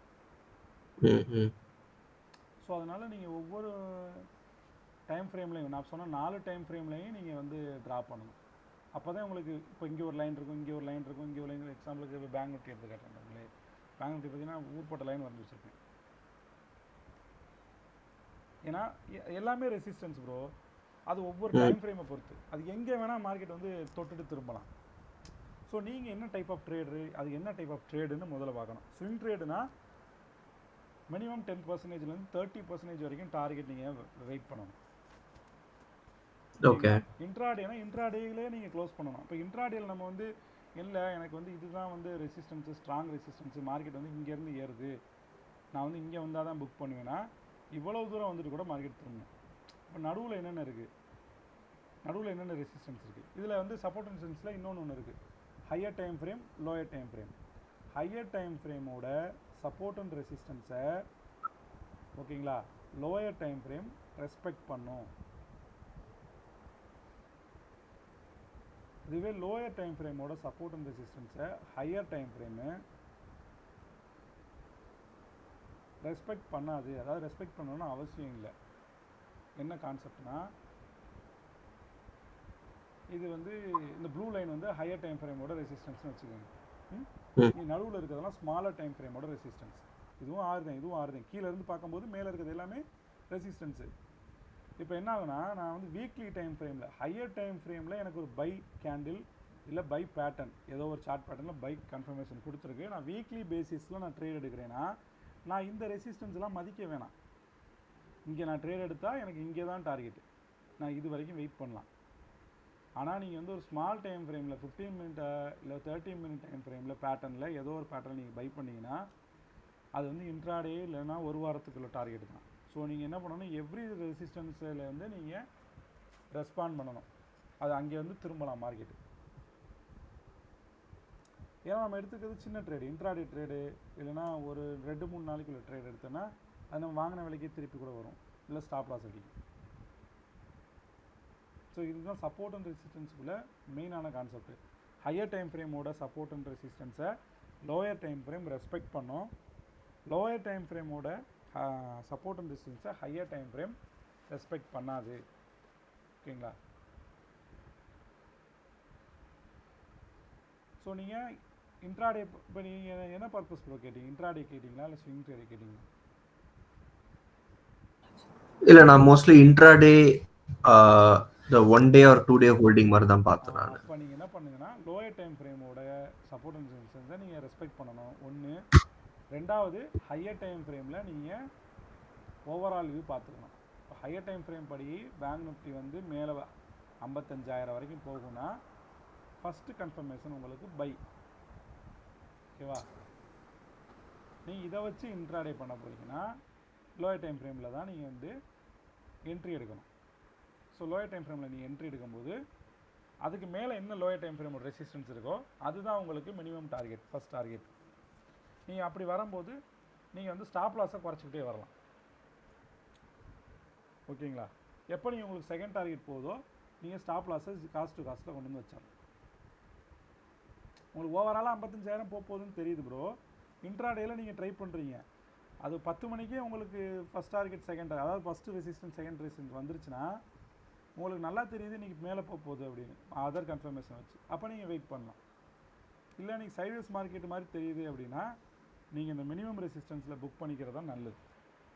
அது மேலே எவ்வளோ வேணால் போயிட்டு போகுது ப்ரோ. நீங்கள் இங்கே ஒரு ட்ரேட் எடுக்கிறீங்க, இங்கே புக் பண்ணுறீங்க, உங்களுக்கு இன்றைக்கி 2,000 கிடைக்குன்னு வச்சுக்கோங்களேன், எக்ஸாம்பிள் சொல்கிறேன். அது அன்றைக்கி இப்போ இன்றைக்கி சினாரியாவே எடுத்துக்கோங்களே, இன்றைக்கி 1000 ரிஸ்க் எடுத்தவருக்கு 4,000 ப்ராஃபிட் புக் பண்ணியிருப்பாரு, 40,000 வரைக்கும் போயிருக்கு. இது எல்லா நாளும் நடக்காது. பட் இந்த 1000 ரூபாலேருந்து 4000, 1000 ரூபாலேருந்து 2000 இருக்குல்ல, இது எல்லாமே நடக்கும். இன்ட்ராடே பொறுத்த வரைக்கும் நீங்கள் இதை தான் பிடிக்கணும். இதை வந்து உங்களுக்கு ஓவரால் வியூ தெரியுது, உங்களுக்கு நியூஸ் அதர் கன்ஃபர்மேஷன் உங்களுக்கு கன்ஃபார்மாக தெரியுதுன்னா அன்றைக்கி நீங்கள் விட்டு பார்க்கலாம். ஸோ எவ்வளோ தூரம் போனால் போயிட்டு போடுவோம், காஸ்ட் டு காஸ்ட் போட்டுவோம், இல்லை 1000 ரிஸ்கில் இருக்கட்டும், இல்லை 10,000 ரிஸ்கில் இருக்கட்டும் அப்படின்னு நீங்கள் விட்டு பார்க்கலாம். இப்போ நம்ம டெக்னிக்கலில் பொறுத்த வரைக்கும் என்ன சொல்லிக் கொடுக்க போகிறோன்னா, மல்டி டைம் ஃப்ரேம், அதாவது நமக்கு வந்து கன்ஃபர்மேஷன். ஓகேங்களா, நான் வந்து ஒன்லி சப்போர்ட் அண்ட் ரெசிஸ்டன்ஸை மட்டும் வச்சு ட்ரேட் பண்ண போகிறதில்ல, ஒன்லி கேண்டில் ஸ்டிக்ஸை மட்டும் வச்சு ட்ரேட் பண்ண போகிறதில்ல, only support and resistance, candle sticks, trend line, இதை 3 மட்டும் வச்சு நான் ட்ரேட் பண்ண போகிறதில்ல ப்ரோ. ஓவரால் கன்ஃபர்மேஷன் பார்ப்போம். எல்லாமே எனக்கு பையில் இருந்தால் மட்டுங்க நான் வந்து இங்கே என்ட்ரி எடுத்து ஃபுல் டார்கெட்டு இல்லைனா மினிமம் ஹாஃப் டார்கெட், அது நம்ம அந்த கான்ஃபிடென்ட்டே உங்களுக்கு அப்போ தான் ப்ரோ கிடைக்கும். ஏன்னா எல்லா நாளும் உங்களுக்கு நீங்கள் எதிர்பார்க்குற மாதிரி போகாது. 100 ரூபாய்க்கு எடுத்து 200 ரூபா எல்லா நாளும் போகாது. ஸோ சில நாள் வந்து 100 ரூபாய்க்கு எடுத்து 500 ரூபா போயிருக்கும். அப்போ இன்றைக்கி போயிருக்கேன், நாளைக்கும் போக நீங்கள் வெயிட் பண்ணிங்கன்னா நாளைக்கு போகாது. அது காரணம் உள்ளே வந்து பார்த்தீங்கன்னா ஒவ்வொரு டைம் ஃப்ரேம்லேயும் நீங்கள் ஒவ்வொரு கன்ஃபர்மேஷனும் வந்து பார்த்தீங்கன்னா பெரிய மொமெண்டம் கொடுத்துருக்கிறதுக்கான காரணம் 2 இருக்கும். ஒன்று நியூஸு, அந்த நியூஸ் வந்து டெக்னிக்கலில் முன்னாடி இன்ஃபார்ம் பண்ணிடும். ஓகேங்களா, நியூஸை வச்சு தான் வந்து மேக்ஸிமம் ட்ரேடர் வந்து உள்ளே வருவாங்க, பை பண்ணுவாங்க. டெக்னிக்கல் பேசிஸ்லேயும் பை பண்ணுவாங்க. பட் டெக்னிக்கலாக முன்னாடி இன்ஃபார்ம் பண்ணிடும். இப்போ இல்லைன்னா அது மேனிப்புலேஷன் ஆயிரும். இப்போ ஒரு ஸ்டாக் வந்து உங்களுக்கு சடனாக 100 ரூபாலேருந்து 500 ரூபா போயிட்டு 500 ரூபாலேருந்து 100 ரூபா வருதுன்னு வச்சுக்கோங்களேன். இப்போ ஏறுதுன்னு சொல்லிட்டு இங்கே வாங்குற ஆளுக்கெல்லாம் லாஸ் வந்துடும். ஸோ ஏறப்போகுது இறங்க போகுதுன்னு நமக்கு கேண்டில் ஸ்டிக்ஸ் இருக்குல்ல, கேண்டில் ஸ்டிக்ஸ்லையும் சார்ட் பேட்டர்ன்லையும் நம்ம டெக்னிக்கலில் இன்ஃபர்மேஷன் முன்னாடியே கொடுத்துருவாங்க ப்ரோ. ஓகேங்களா, இதை கண்டுபிடிக்கிறது தான் இப்போ நமக்கு வேலை. இப்போ இதில் ட்விஸ்ட் என்னென்னா, எந்த டைம் ஃப்ரேமில் அந்த கன்ஃபர்மேஷன் கொடுக்குறாங்கங்கிறது தான் டவுட்டு. 15 மினிட்டில் கன்ஃபர்மேஷன் கொடுத்துட்டு ஓவரால் வீக்லியில், அதாவது வீக்லி டைம் ஃப்ரேம் படி பை 15 மினிட்ஸில் கன்ஃபர்மேஷன் கொடுத்துட்டு news plus 15 minute confirmation market இறக்கி விட்ருவாங்க.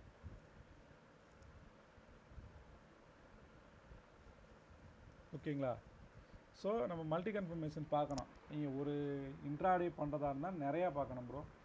ஸ்விங் ட்ரேட் பண்ணுறதா இருந்தால் பெருசாக பார்க்க தேவையில்லை, லைட்டாக பார்த்தா போதும். லாங் டேர்ம்னால் நீங்கள் பார்க்க கூட தேவையில்லை. கம்பெனி நல்லா இருக்கா, ஃபண்டமெண்டல் ஓகேவா, வாங்கிட்டு நீங்கள் பேசாமல் இருக்கலாம். அது எங்கே எக்ஸிட் பண்ணணும் வேணால் நீங்கள் டெக்னிக்கல் வச்சு பார்த்துக்கலாம். இப்போ நீங்கள் வந்து 8 பாயிண்ட் சொல்லியிருக்கீங்க இல்லையா, இந்த மாதிரி trend, support resistance, candlesticks, chart pattern, harmonics, Elliott wave, time cycle, Fibonacci, இது 8மே சொல்லியிருக்கீங்க. ஸோ இப்போ இந்த 8ல் எத்தனை கன்ஃபர்மேஷன் வந்தால் நம்ம என்ட்ரி கொடுக்கலாம்? 4, மினிமம் 4+ வந்தால் சூப்பர். ஓகே, ஓகேங்களா, இந்த 4ல் அட்வான்ஸ் பேட்டர்ன் ஏதாவது ஒன்று வந்திருக்கணும். ஒன்று எலிவேட்டிவ் வந்திருக்கணும், இல்லை ஹார்மோனிக் வந்திருக்கணும், இல்லை டைம் சைக்கிள் பிரேக் அவுட் ஆயிருக்கணும். ஸோ இது 3ல் ஏதாவது ஒன்று வந்திருக்கணும். ஓகே, அது மஸ்ட்டு. இதில் 3ல் 2 வந்துச்சுன்னா சூப்பர். எலிவேட்டிவும் ஹார்மோனிக் வந்துச்சுன்னா சூப்பர்.